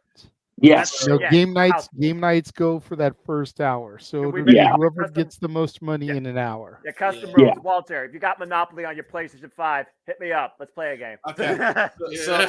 So real quick, I got one Monopoly story, and then we can move on. Oh my god. Noah actually brought up Rooster Teeth, so we can segue back. But so I played Monopoly with Tom and a friend of mine that shall not be named because we're no longer friends. But while we were friends, we would be assholes to Tom because we would essentially what would happen is we would essentially buy out the properties because Tom wasn't exactly the brightest businessman in the room. So we would we would buy out all the best properties. So I'd buy the cheaper ones, and then my other dude would buy the more expensive. And then eventually we would just like look at each other, like, make the deal now. And then we would just combine our assets and do like a merger. Like in mid-game, completely against the rules, and just we shake hands. And then we just we split it amongst ourselves, and then we win the game, and that's it. Did anybody ever play Digital Monopoly where you got the debit card instead of cash? Yeah, that's the one we played. Yeah. I never played those newfangled high-tech Monopolies, unless it was like on the video game system. But like, Same. For me, it was the OG board and all that stuff. Yeah. Have any of you guys ever played? Walter probably has played this, but I don't have any of you guys ever played Loteria? No. Play what? Loteria. No. No. All right. Well, anyway. So again, that's that shit died in midair. Nope. And he says it in Spanish. No. No. I guess to make it wrestling related, we need a Stanford, a Jacksonville, a Nashville, and Tokyo that we have to buy out. The only alternate, basically. The only alternate I've played is Monopoly Junior when the kids were little. I mean, like little, because it's for preschool and below. Right. And then not too many years ago, they did like this thing where they did like various city centric Monopoly versions, and we actually have the Santa Clarita version of Monopoly. Different versions. For the 20th anniversary of Power Rangers, they did a Power Rangers Monopoly. I was about to ask. I have it. I never opened it. It's in my closet somewhere in there, but I never opened it. But it had in the front cover was every Red Ranger from Mighty Morphin up until that. Oh my god!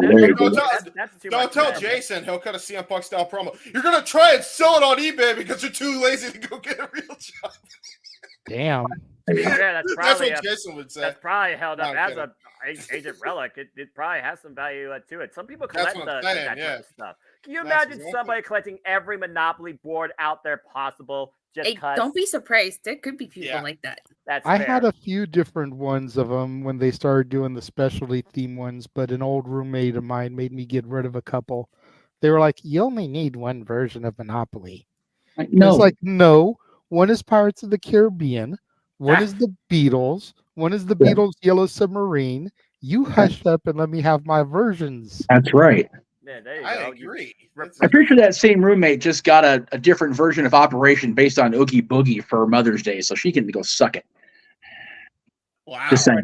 I never knew Operation had another version. I always thought that was a standalone. Yeah, same. Well, I did too, but when you walk into Charlie Brown's up here in the boonies and realize, oh, you forgot her damn Mother's Day gift, I'll never hear the end of that shit for the rest of time. So you walk into the back area. Okay, what do we got? Ooh, Nightmare Before Christmas corner. That one works. Oh, We have fair gone enough. so far left, by the way. That's okay. It's crazy that board games and DVDs have become such irrelevant forms anymore of sought after commodities now that everything is digital. So, yeah, at this point, if a streaming service has content that entices you, people are going to go to it. Yeah. I have the best reply to this super chat in the history of the world. Well, let's go ahead and acknowledge that we've got a couple others that have been starred and saved from Emmanuel, but since this was just brought up, I went ahead and threw it up as it popped up. Yes. 26.2 miles outside of Parts Unknown with the $2 super chat. Thank you very much. Again, love the name. Yes. How do you pronounce that again, Datilla? Loteria. Thank you. The fact that the person that knows about it is in Parts Unknown. That's why I didn't get it. Anyway, That's the only way you play it, for money. I don't know how you could play any other way. Do you play it 26.2 miles out of Parts Unknown, Datilla? With Monopoly money. With No, You you paid play for real 26.2 money. I paid miles from 25 Mexico. cents per card. 25 Damn. cents. Wait, so 25 Damn, cents I times rolled over here. 25 cents times 52 equal. No. We are not going down that road. No. The way it works is you pay 25 cents per card, and you play the línea or la llena, which means you either get a line or you get the full card. Huh? And we used to pay this at like 5, 6, 7, 8 years old, and I'm having to give up my little chump change for this crap. My roguelike poker video game makes more sense than this. Man, the spelling bee is going crazy. Oh, no, there's actually different versions of Operation. There's Star Wars, The Nightmare Before Christmas, Rudolph the Red-Nosed Reindeer. For our deaf audience, if you're watching closed captions, we apologize in advance for this shit. 'Cause everybody's going, "What the fuck's happening at home now?" You know. We're gonna create Monopoly here. Open mic, open game night. I swear we're gonna do it. It's like the kid from Vaughn, Iridocyclitis. What the fuck you said it? How you said it? What's it happening? That's literally how the kid said it. It was a spelling bee clip. Don't worry about it. Okay. That's okay, spelling bee. No one plays those anymore. Anyway, what are super chats do we have? Yeah, there Yeah, please read the super chats. My goodness. All right. Well, Money the first good. one we got from $2 Okay. super chat. Yes. Is AEW still the savior that it originally was? Easy answer, no. Savior is a strong word. I go with what I simply say about the business. You offer opportunity, you're doing something. Yeah. What you do starting after that opportunity, God help you. It went from savior to needing saving. Yes. Accurate. I think the idea that AEW was never a savior for the wrestling industry is such a stretch. I think that was one of the things I actually really disagree with Bischoff about. Because without AEW, we don't get the Roman Reigns tribal chief, because Vince was scared to death he was going to leave for AEW. So he was trying to do everything he could to keep him. So without that, I don't think we get the tribal chief. So there is that. Plus, it gives more opportunities for people to work. So there is that. Yeah, I mean, let's again, we shit on so much, and I know it's unintentional, but it's just the context sometimes of what the conversation becomes. A lot of good has come with AEW existing in the business, and there still is good in it. It's just a matter of capitalizing on it. No, I agree. I don't think anyone would disagree with that statement. No, I will always stand by that. And that is the absolute truth of it. I also counter with, there is one very prominent individual who now considers himself a royalty in his original home promotion. I'm not going to throw his name under the bus on here on the air, but he purposely left AEW and went back to TNA with I know who you're talking about. complete vim and vigor. And at the end of the day, he did it without shit talking AEW on the way out, which was the classiest way to do it. He did not outwardly shit talk the company. He definitely mentioned it, but he didn't outwardly, throw them under the bus. So good on him for it.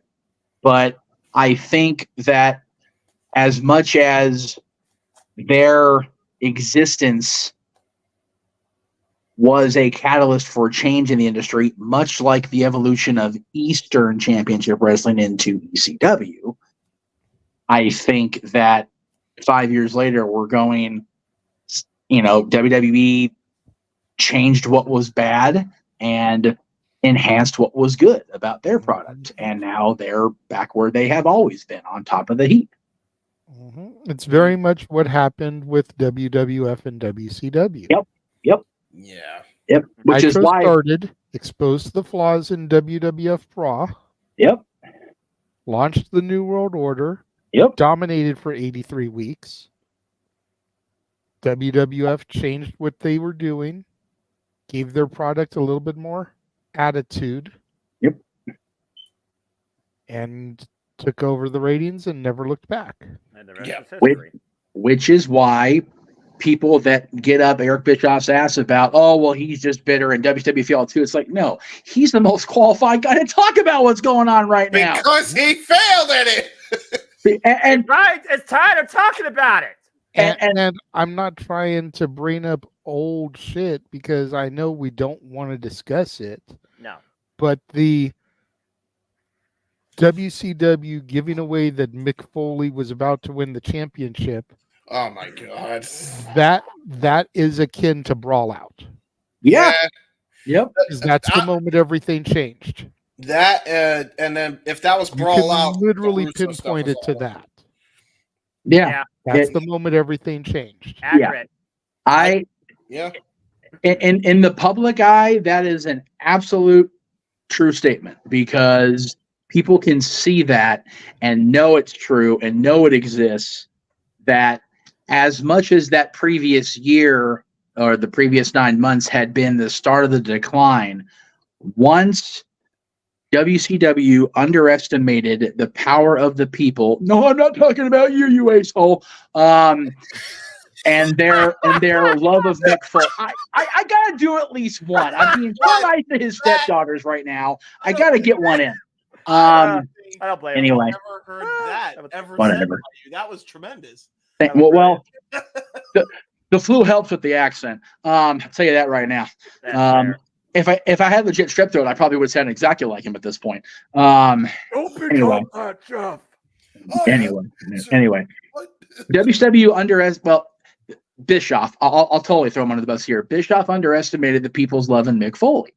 Right. And because they had promised us a main event that never actually was going to happen, and if you look, they still switched back after Mick won the title after that show went off the air because they wanted to see Goldberg get his revenge. And it was like, nope, we're just going to give you the NWO again. And that, exactly to JJ's point, that was the moment when we went, yeah, this is never going to get any better. And I still maintain that had legs had they not been riddled with injury right after that, but that's neither here nor there now, 25 years after the fact. AEW still has a chance to pull the nose up. They still got an amazing array of young, healthy talent. Yeah. And even the people that they are pushing on the regular that have been around for a while aren't riddled with various afflictions of the body, so they can still get in there and work. There is a chance for AEW to not necessarily be a savior of the business, but to get themselves back on track. They just have to want to. And by they, I mean Tony Khan. I mean the people he has around him spewing whatever they're spewing in his ear. Because right now, it's not going to happen. I will say this, and Dattila, you were around 3 people that have been directly and indirectly involved with both companies today. I got to see pictures and video from people other than you. Trish and Amy look a hell of a lot happier with their lives as WWE ambassadors and legends than Samoa Joe does with his current role in AEW. He seems like a much more sullen person than do the besties. Okay. I will say that Samoa Joe always looks that way, though. He's looked that way ever since he got a stick on his face. Let's be real. But JJ and I can attest to when Samoa Joe's having a good time with the company he's working for, having a good time in his life, he will show it. He's a very expressive, happy-go-lucky Samoan when he wants to be. And even then, he looks angry still. Not all Samoans are constantly angry, despite what people might think. No. Yeah, and we're not talking about his in-ring performances. No. We've got to talk about outside of. Go look That's what I'm at saying. Samoa Joe and his attitude during his TNA run. Yes. Yeah. Joe was on top of the world. He was Ring of Honor champion. He was just starting TNA, and we almost couldn't get him to shut up. He was so giddy back in 04, 05. The NWA Championship. Right? Won the title. Yeah. And now it's just one of those, like I said, one of the best people I've ever met in wrestling. And again, you're going to know who it is, but I'm trying very hard to not throw that person under the bus. Voluntarily left what was a good contract and what was a good situation to go back somewhere else where the future was to be determined. He's having a great run. That's very telling for me. When somebody that I put that much value and that much stock in makes that kind of decision, that's the kind of stuff that makes me go, Mm-hmm. Anyway, what was the other question from Emmanuel now that we've gone completely off and railed on this one? I mean, it wasn't completely off because it was about the whole context. At the end of the day, is AEW a change that everybody was holding up to such a degree that delivered and still is or still can? You basically summed up all 3 points and preferences, the then, the now, and the what could be. Yep. All right, moving on. Emmanuel's other super chat for $2 is, how long has AEW been talking to Max? Maxwell Jacob Freeman or HBO Max? Yes, that's a great question. He's talking about HBO Max, but it's now just Max. Oh, I see. The nice one, James. Let's be honest here. If you guys have endured, and to Denise Salcedo, God bless your sanity. Right. If you guys have endured a Tony Khan media call where he has been asked about this insert number of times here, there's your answer. As long as they've been going up against Bleacher Report, suck-ass interface, and want to get changed, which resulted right now on Trio TV, which I'm glad for, thank Christ, because that worked out beautifully for Dynasty. It's got to be at least a year now, if not more, a year and a half. I was going to say possibly even more, because I feel like we've had this conversation about it ever since I started watching AEW. And you started last year. No, a little bit over, because it was about, I've been up here in the high desert for 2 years now. Oh, that's right. Because and it was about when I came up here that I started watching it. You were there when the freaking Kenny Omega lost his title to Hangman. Yeah. To be fair, I think Hangman was already champion when I started watching. Okay, so we were going into the Punk story. So what? Okay, gotcha. Oh, you came in at a great time, JJ. Yeah, 2022. So yeah, he's right. Continue. I will say really quickly. I'm seeing in the private chat that Dattila needs to bounce out, so if she wants to go ahead and say goodbye. Okay. Yeah, bye guys. I'm really tired. I don't blame you. Since 6:30 this morning. Are you going to be back at the con again tomorrow? No, just today, because today were the panels, which is what I really wanted to do. So.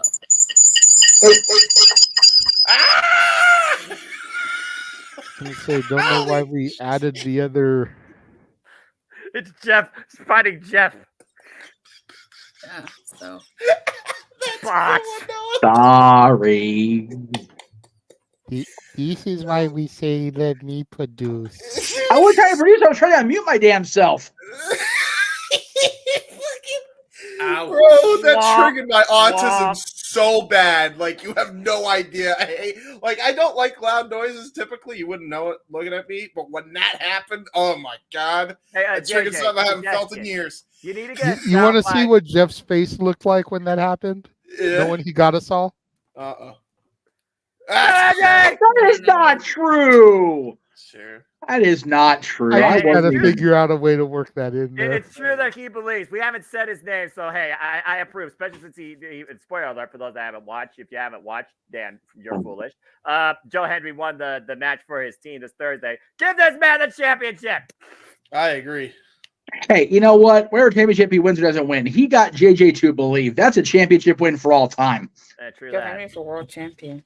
Yes, TNA World Champion Joe Hendry.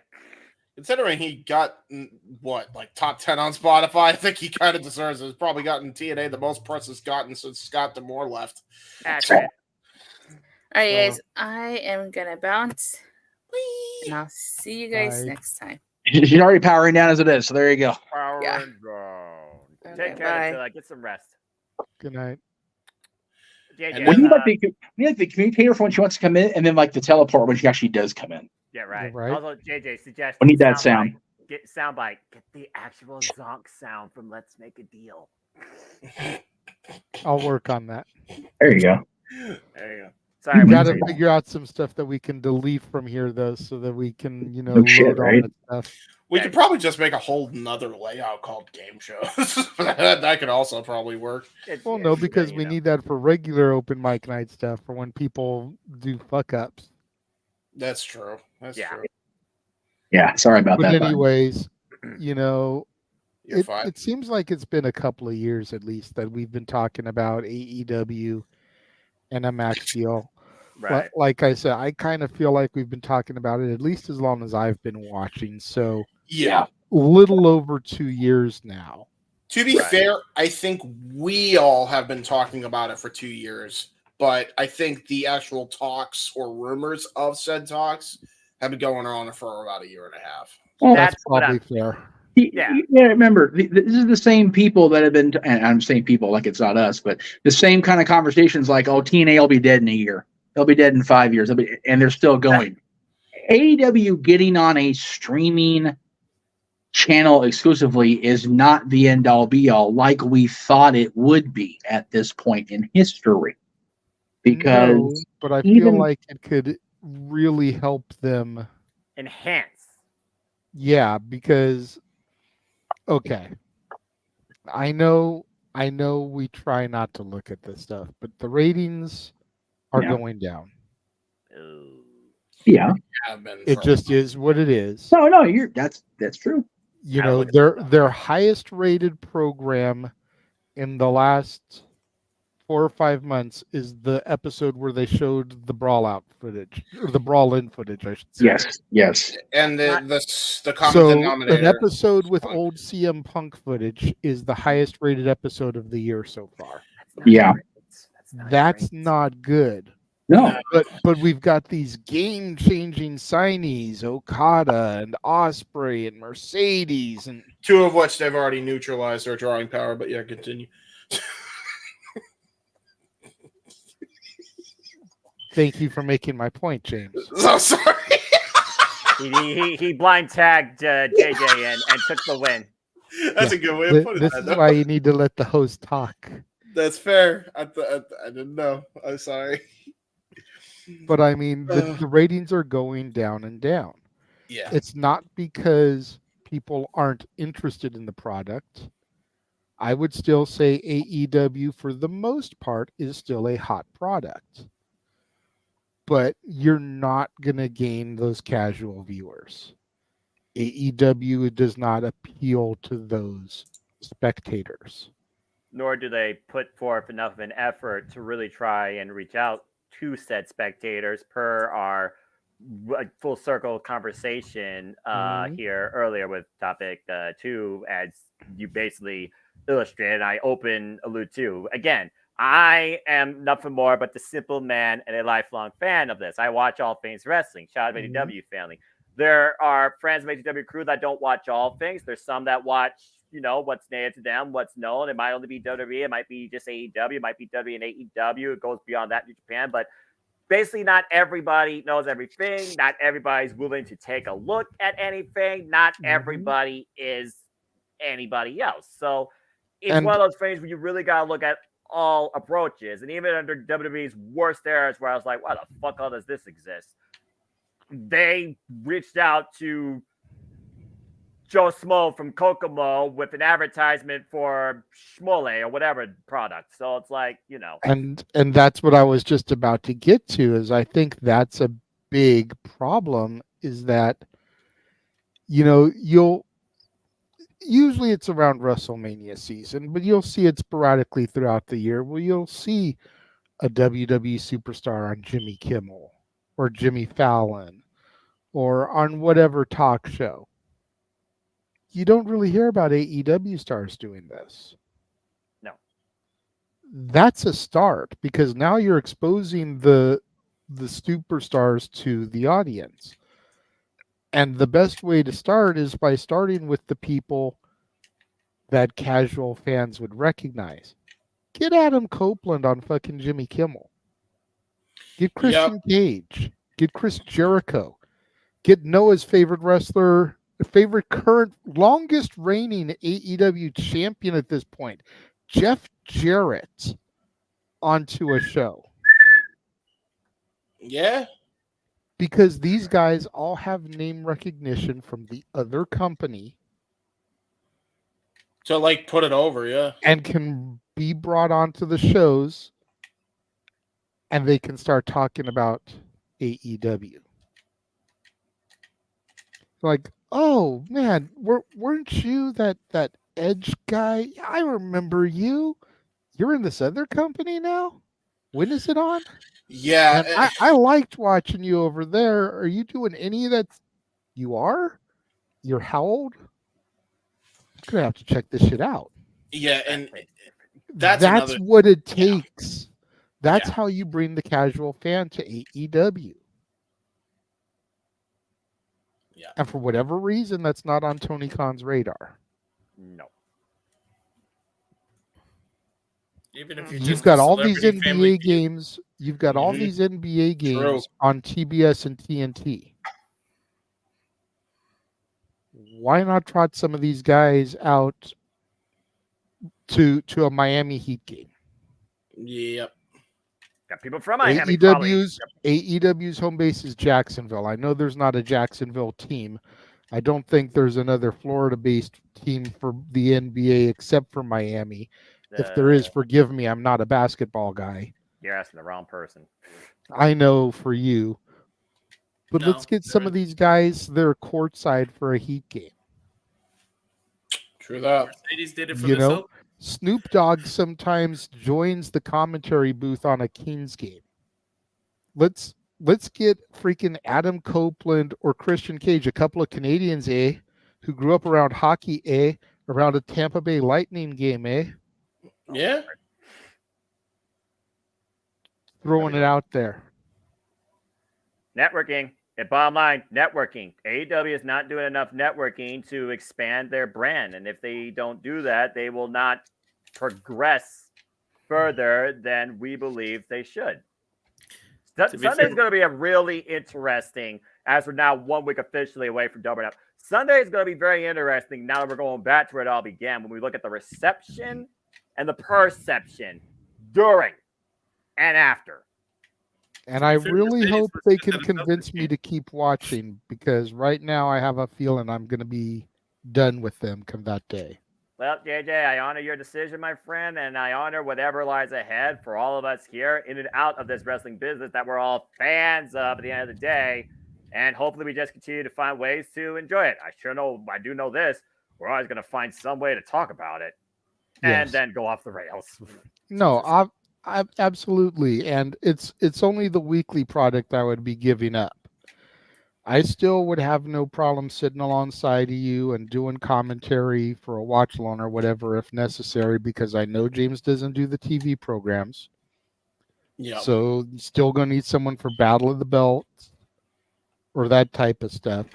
Alter. And, I mean, if we need me for a pay-per-view because James won't sit there for a Young Bucks match or whatever.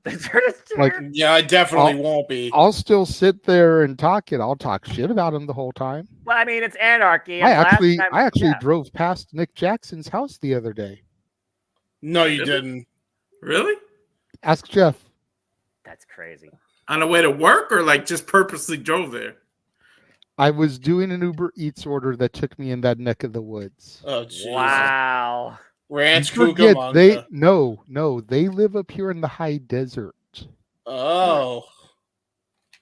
He even said that in the promo about how they got out of Rancho Cucamonga and bought mansions in the high desert. They said that at the Japan show. Yeah, the New Japan show. Resurgence. Resurgence. Yep, you're right. Yep. I totally forgot about that. While they comment. were doing that, I freaking Googled and I found Nick Massey and Matt Massey's residences in Hesperia and Apple Valley, California. I'm in Victorville, so literally Hesperia's on this side of me, Apple Valley's on this side of me. Nice. They're just gonna say, JJ, keep it on the down low for just saying. That's all I'm gonna say about like that. You could just protest in front of their house. Why not? Right? Even though I don't like him, I can still call a match. I can Push Wardlow's side. It's No all right, more Jeff. Young Bucks. Jeff, No all right. more Young All right, Jeff. Just march around in their driveway with a Breathe, Push brother, Wardlow breathe. sign. Okada deserves better. Yes. Yes. I'm just Look gonna at say Jeff. this. I'm just gonna say Jeff this is real having quick. convulsions. Look at Yeah, him. James, no. Put me back in a wide shot.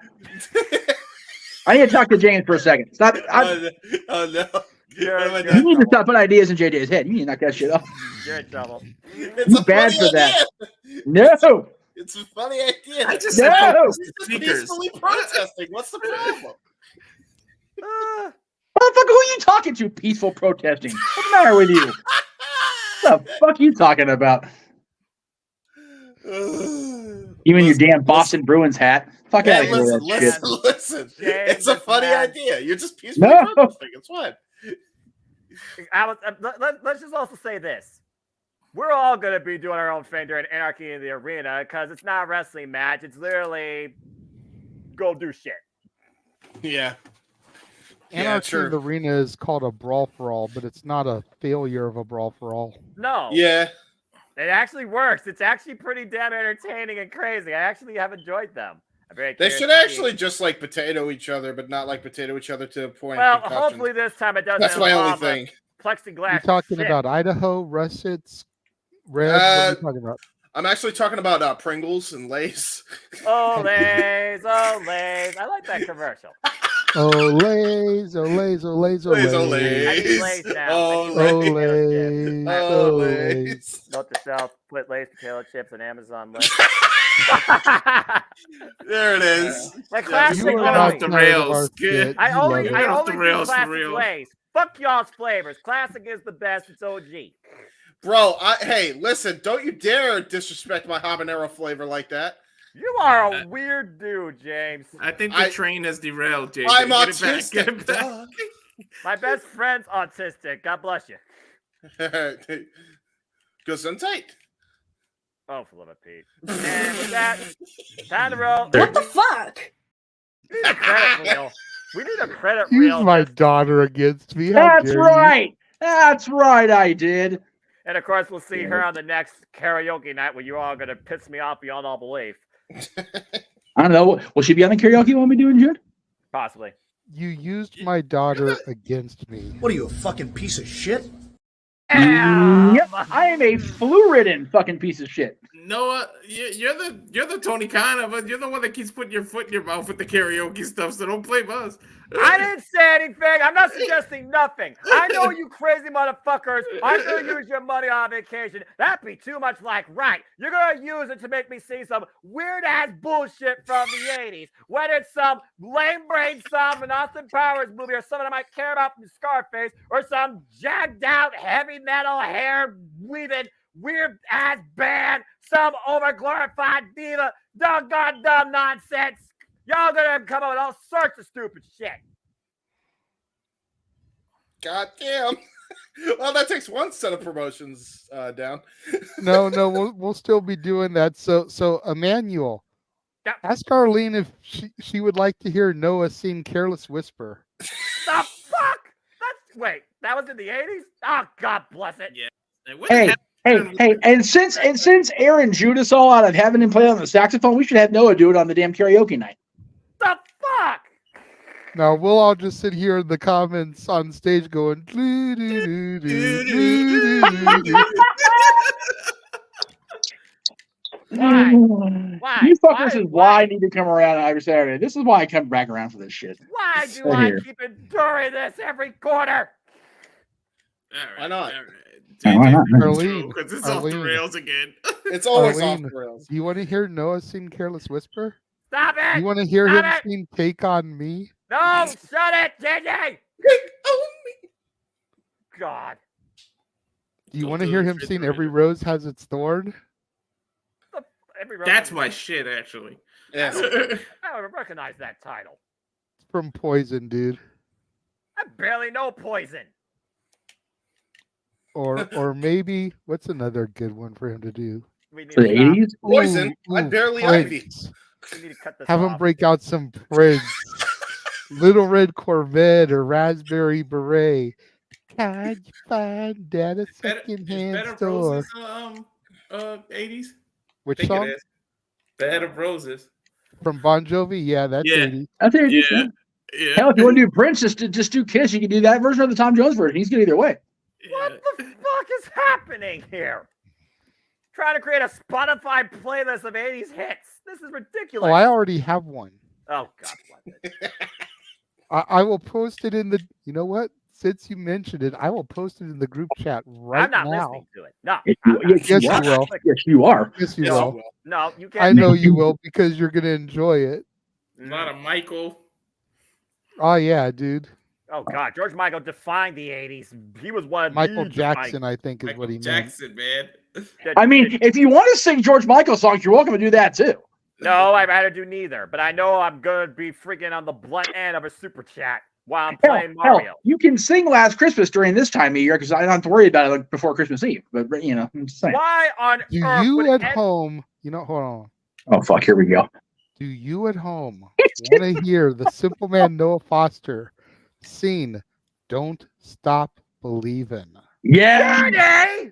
What? Come on, man. The freaking they're using that. Yes. Yes. They're using Do it. evils Do it. against me that I actually can appreciate because damn it, Journey and Genesis is my shit. Ah, he admitted it. Oh, Genesis was your ship. Would you like to hear Noah sing "Land of Confusion"? I'll sing the Disturbed version. Ladies and gentlemen, Noah's foot. I told you. He's got the Tony Khan effect. You are the Would you Tony like to Khan of hear our Noah- group, man. Would you like to hear Noah sing "I Can Hear It Coming in the Air Tonight"? Oh no! That Sorry. drum drop. We don't have a Mike Tyson to punch you in the face, though. We might come that night because Tyson might have his ass knocked out by then. Let's hope not. I hope not. I don't want. I don't really want hope Baltimore. people are broke. It's the summer. Spend your Why money. do you? Okay. Wait. Why do you think we're giving them ideas now? It gives them an opportunity to save. Don't save. You get your vacation planned out. Go to the They've beach. literally got about a month to save, Noah. Look at that. June 15th. It is May. Fuck! We're still saving for the Corrupt Noah fund. Look, Yes. I'm gonna be real. I'm gonna be real with you, Chief. Me in Vegas on Easter weekend. Madonna. Hot. Oh God. Have Noah Foster singing "Like a Virgin." Oh dear Feel God! God. my God. Papa Don't Preach. Or like La a prayer. Isla Bonita. Like a prayer. Actually, I think that was 90. I Nope, think so, that too. was 1980s. Oh, okay. Oh, it was? Yep. You are the religious one. Like prayer. Just take me there. Can we please just close this thing out? You don't want to Vogue? Noah? Oh God. Oh, okay. All right. If somebody spins Vogue for him, we gotta get choreography involved in this. We Vogue have- No, no, no, no, no, no, no, no, no, no, no. I didn't mean just from you. There is Vogue no was choreography 90s. happening from this guy on Vogue was 90s, was it really? It was Yeah, I think it was like 1990 92 or straight up. Oh, bummer. But we could, if we want to get choreography involved, we can get Noah to do a little Paula Abdul. Oh, there you go. Little Janet Jackson. Have Noah break out some Rhythm Nation. And we know that's 80s because that damn song made our spines curve hearing it on KRJ, so we know that's 80s. That's 80s. Bullshit. This is straight up bullshit. Oh, this is booze. Sledgehammer Peter. Dude, you all in the chat room are as evil as us, and I am here for every fucking bit of it. Stop using freaking duck. Don't. Yeah. Say something else. Go ahead. We're going to go ahead and run Noah's favorite commercial one more time. Yes. And when we come back, we will get to the Turf shows and and get out of here. Damn it.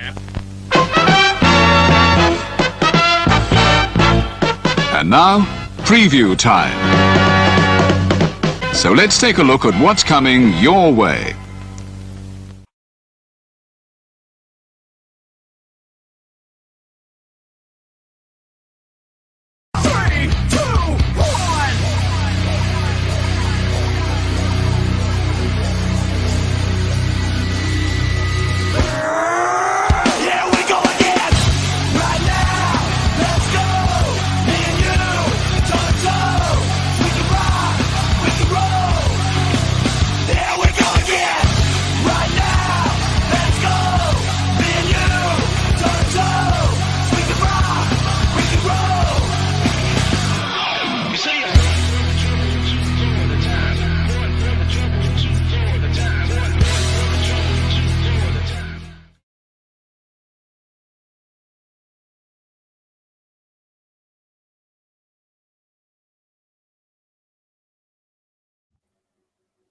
Freaking 80s nightmares aside. At least we're freaking right. All right. All the wrestling, all the wrestling, all the wrestling, all the wrestling, all the wrestling, all the wrestling, all the wrestling, all the wrestling, all the wrestling, all the professional wrestling. Damn it! What the hell are they thinking about with wrestling? All the 80s, all the 80s, Nah, enough all of the the 80s. 80s. All the- Let's cut this thing off. Noah, read Emmanuel's comment. Yeah. Somebody throw Toto Africa at him too. Oh, there you go. Stop mentioning songs. Enough. Toto Americana? No. Stop the madness. Stop it. Bless the rings, Noah. Bless the rings. End this thing, JJ. Well, you know, Stacy's mom used to be Jesse's girl. Her name is Jenny, and her number is 8675309. Oh God, that song was stuck in my head for years, and I fear I still know it verbatim. And Stacy's on a vacation I far actually away. once knew a girl named Jenny. She did not have that number, thank Christ. I heard Stacy's Got Legs, but that's in the 2000s. So we don't talk So if y'all want to hear Noah's take on those songs, you can tune in on June 15th. Or be on Take vacation. on those songs. Go get a tan at your local beach. Ugh. Beach? Beach, he said, JJ? No. Sure, there's beach songs, you know, maybe a trip down to Aruba, Jamaica. Ooh, I want to take it. Or you can also save your money for August when we have our beach party karaoke. Stop it! Damn it, earworm, stop it! And you have to do the Muppets version. Oh, damn right. Damn skit. There you go. That's it. I my God. am not going to be throwing here. Stop it. We may end up unleashing broken Noah Foster. Oh, God. Yes. Yeah, that'll be the day I learn. Wonderful. Moonlight's not on a piano. That'll be the day. Then I will lose my mind. Toto Africano, I knew you'd come. Oh my God, James! Fuck! There's no way we can say anything better than that. Let's do it still. Jesus Christ! Delete! Delete! Delete! Delete! Delete! Delete! Delete! Delete! Delete! He deleted it. No, I'm just kidding. Oh shit! I got deleted. Fuck! All right. He wasn't here tonight, but go follow the Cleveland combatant, Josh Mansfield, on Twix at Walking Hymnal, on Instagram at MallowManGram. Go follow No DQ's resident Big Baller G. Big Baller G 1988 on TikTok. No DQ _ Big Baller G on Twix. no DQ _ Big Baller G 1988 on Instagram and Threads. If Threads is still a thing, I don't know. Go follow Datilla at Rangers of Wrestling on YouTube, where you can check all of her content out. Walter. Yeah, follow me on X at Walter Alex Cruz, the business Instagram, Cow Fire Farms, the YouTube at Rage of Wrestling, which the next UFC watch along is Saturday, June 1st. So that's coming around the corner. Okay. Watch alongs are coming around the bend. You can always find me on Instagram, the Renegade JJ Williams, on Twitter at ROWJJ Williams. Follow me and watch me troll people. Oh God. No, normally I don't condone trolling. I usually try to stay away from it, but the segment, the contract signing this week between Mercedes and Willow, just glorious opportunity to make a GIF, which I did, and I got replied to by Mercedes. Yes. There you go. You gotta So like her now, JJ. who else will get to reply and get on the bad side of me? Just gonna have to follow me and find out, and then of course follow me on YouTube, Casa D18 Studios. Thank you to everybody that's watching there right now, and all 62 of you that are still watching these shenanigans. That's 62 people that may be super chatting for your misery come June 15th, Noah. Curse all of you. God bless the rains down and down. Damn, Walter! He was here earlier. Follow Bad Boy and Dory Lou on Facebook. Their names Dory Lou Hathaway and Mike Caldwell on Twitter at Hathaway Lou and LB Stat Kid 1977 on Instagram at Dory Lou and Statboy 13.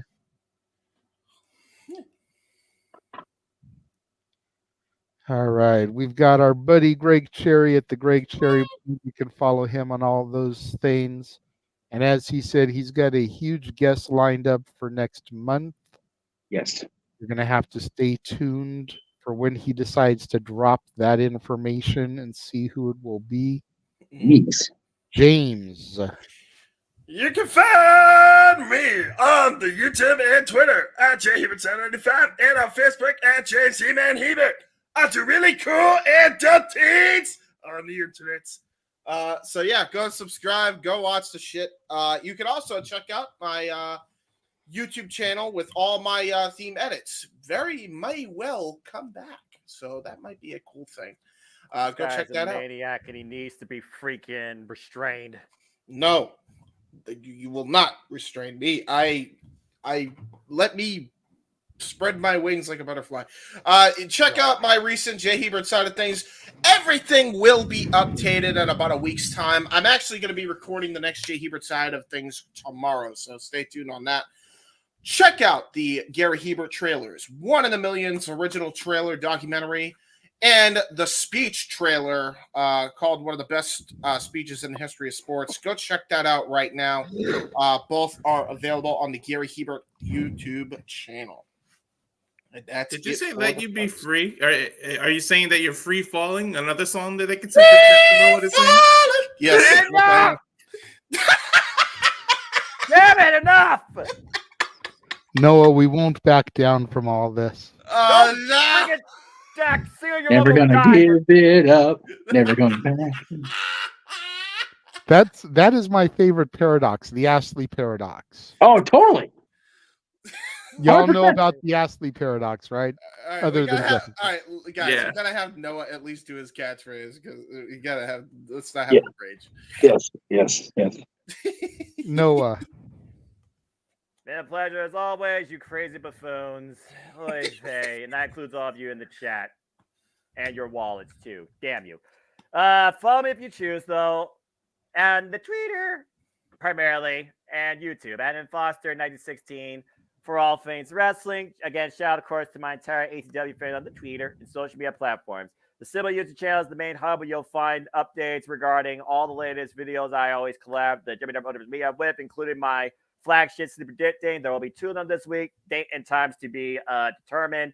community tabs where you'll be updated with community forums, as well as give your own simple assessments towards all the biggest pay-per-views and PLEs we cover here at Jim and Eric Williams Media. For we do this, and I do this with all of them, because I sure as hell don't care about singing, but I am nothing more but but I am nothing more but a simple man and a lifelong fan of professional wrestling. Damn it! Who only wishes to encourage you as always. There are no winners, no losers, no betters. Just fans and opinions with this passion we all share. At the end of the day, folks, support one another, respect each other, protect your mentality too. Treasure your families, no matter how much they piss you off. And just enjoy life and enjoy professional wrestling. It is truly as simple as that. And I will see you all some point this week on the watch alongs and simply predicting. There you go, my friend. All right, Jeff. I hold on.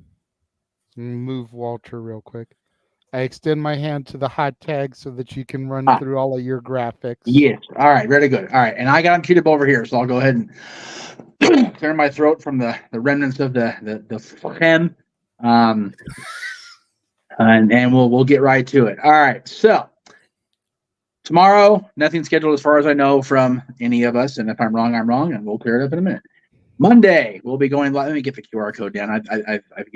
I've given the family the rub for now. QR code. Scan that QR code. Yeah, that QR code. It'll be back momentarily.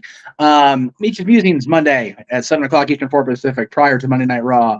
Will be all about milestones, moments, mysteries, and magic as we talk about what's coming up for the week across the multiverse of media.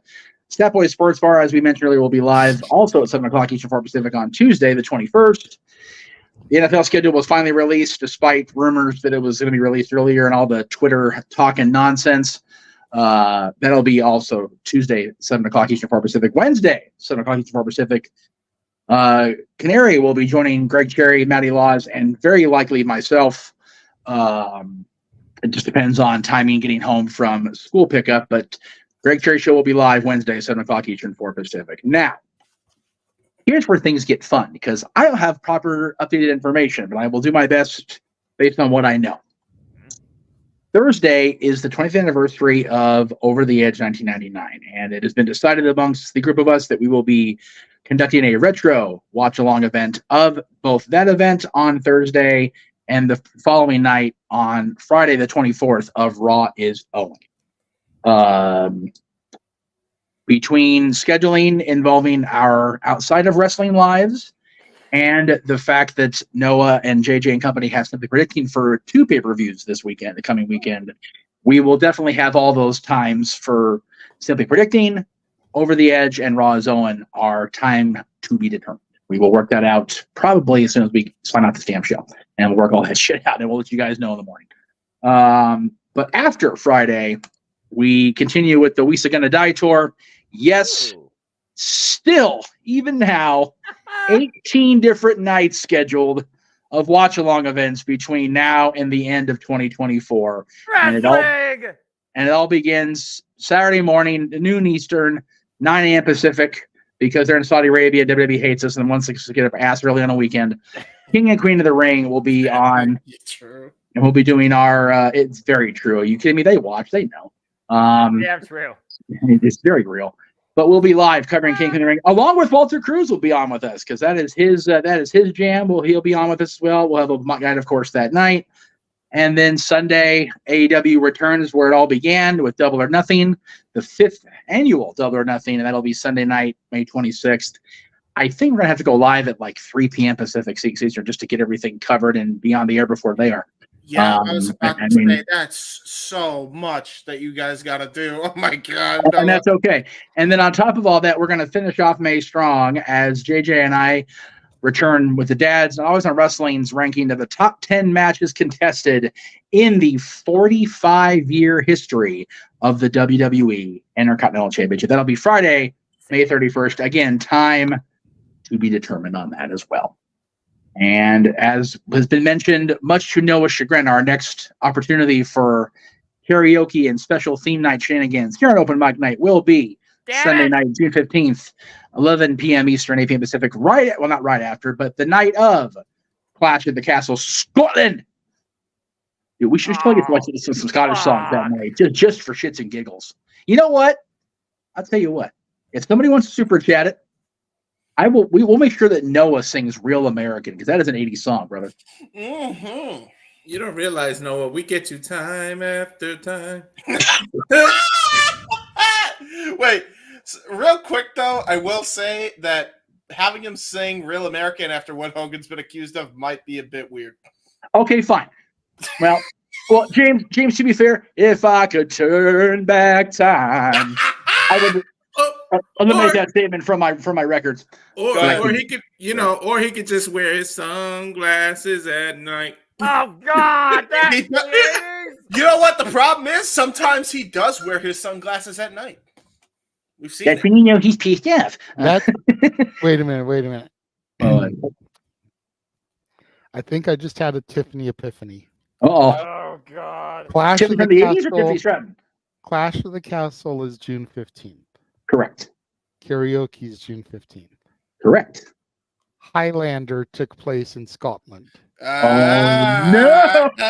Queen did the soundtrack for Highlander. Yes, they did. There's got to be a song from there that we can get Noah to do, man. Hey, Noah, get your kilt ready. Give me the prize, Princes of the Universe, something. I don't want to live forever. There's got to be a Queen song from Highlander we can get the pledge goal, if you will, for Noah to do to tie into Clash at the Castle. I will work on that information in the next coming weeks. I'm gonna do like a whole montage of like Noah in black and white by the end of the highlight reel next year. Queen is my favorite. I already was black and white one time. I was timeless while y'all were on a whole different tangent. True. Who wants to live forever? Hey, Princes of the Universe is my shit, though. That's a damn good song. I'm not gonna lie. It's a great song. It is on the Disney Plus concert that they remastered in IMAX from their concert in Montreal, so you can always watch that and get the knowledge down. Music is meant to just be listened to. I just do commentary, for fuck's sake. See, Noah he's got such a headache from us that he needs a painkiller. What? Judas Priest. That's 80s. That night will be a kind of magic. Oh my God! That was the Queen Highlander. No. Noah doesn't know. Y'all know. But Darkness, it's got dark. Darkness falls across the land. The end of the show is close at hand. Hello, darkness, my old friend. That's not an 80s one. I was doing Thriller, but okay. Hey, Noah, don't lose your head.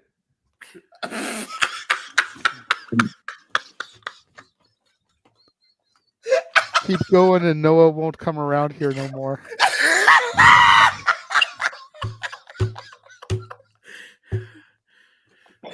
Oh no, we got the Avatar now. Oh shit. We got the muted Avatar. We've gone to the bad place. He's gonna change his name. I'm waiting for the name.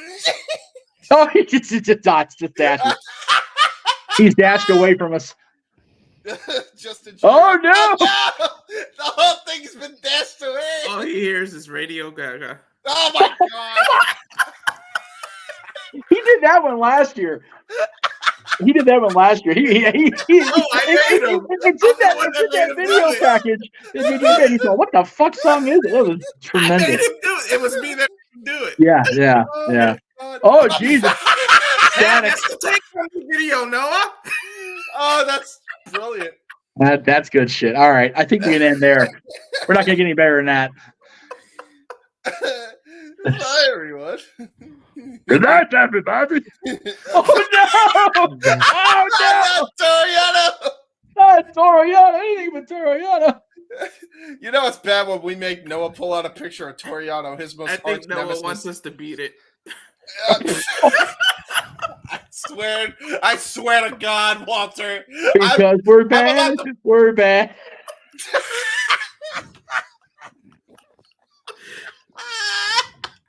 This is definitely a thriller. Oh my God! All right, I'm about to piss my pants. Now you're actually gonna piss me off, literally. Noah Foster, not like singing. He's just a commentator, just a wrestling fan. And we Good night, done gone everybody. pissed him off. The Jeff Meacham Network's Multiverse of Media. For over 15 years, the recognized symbol of excellence and the standard bearer in coverage of sports and entertainment.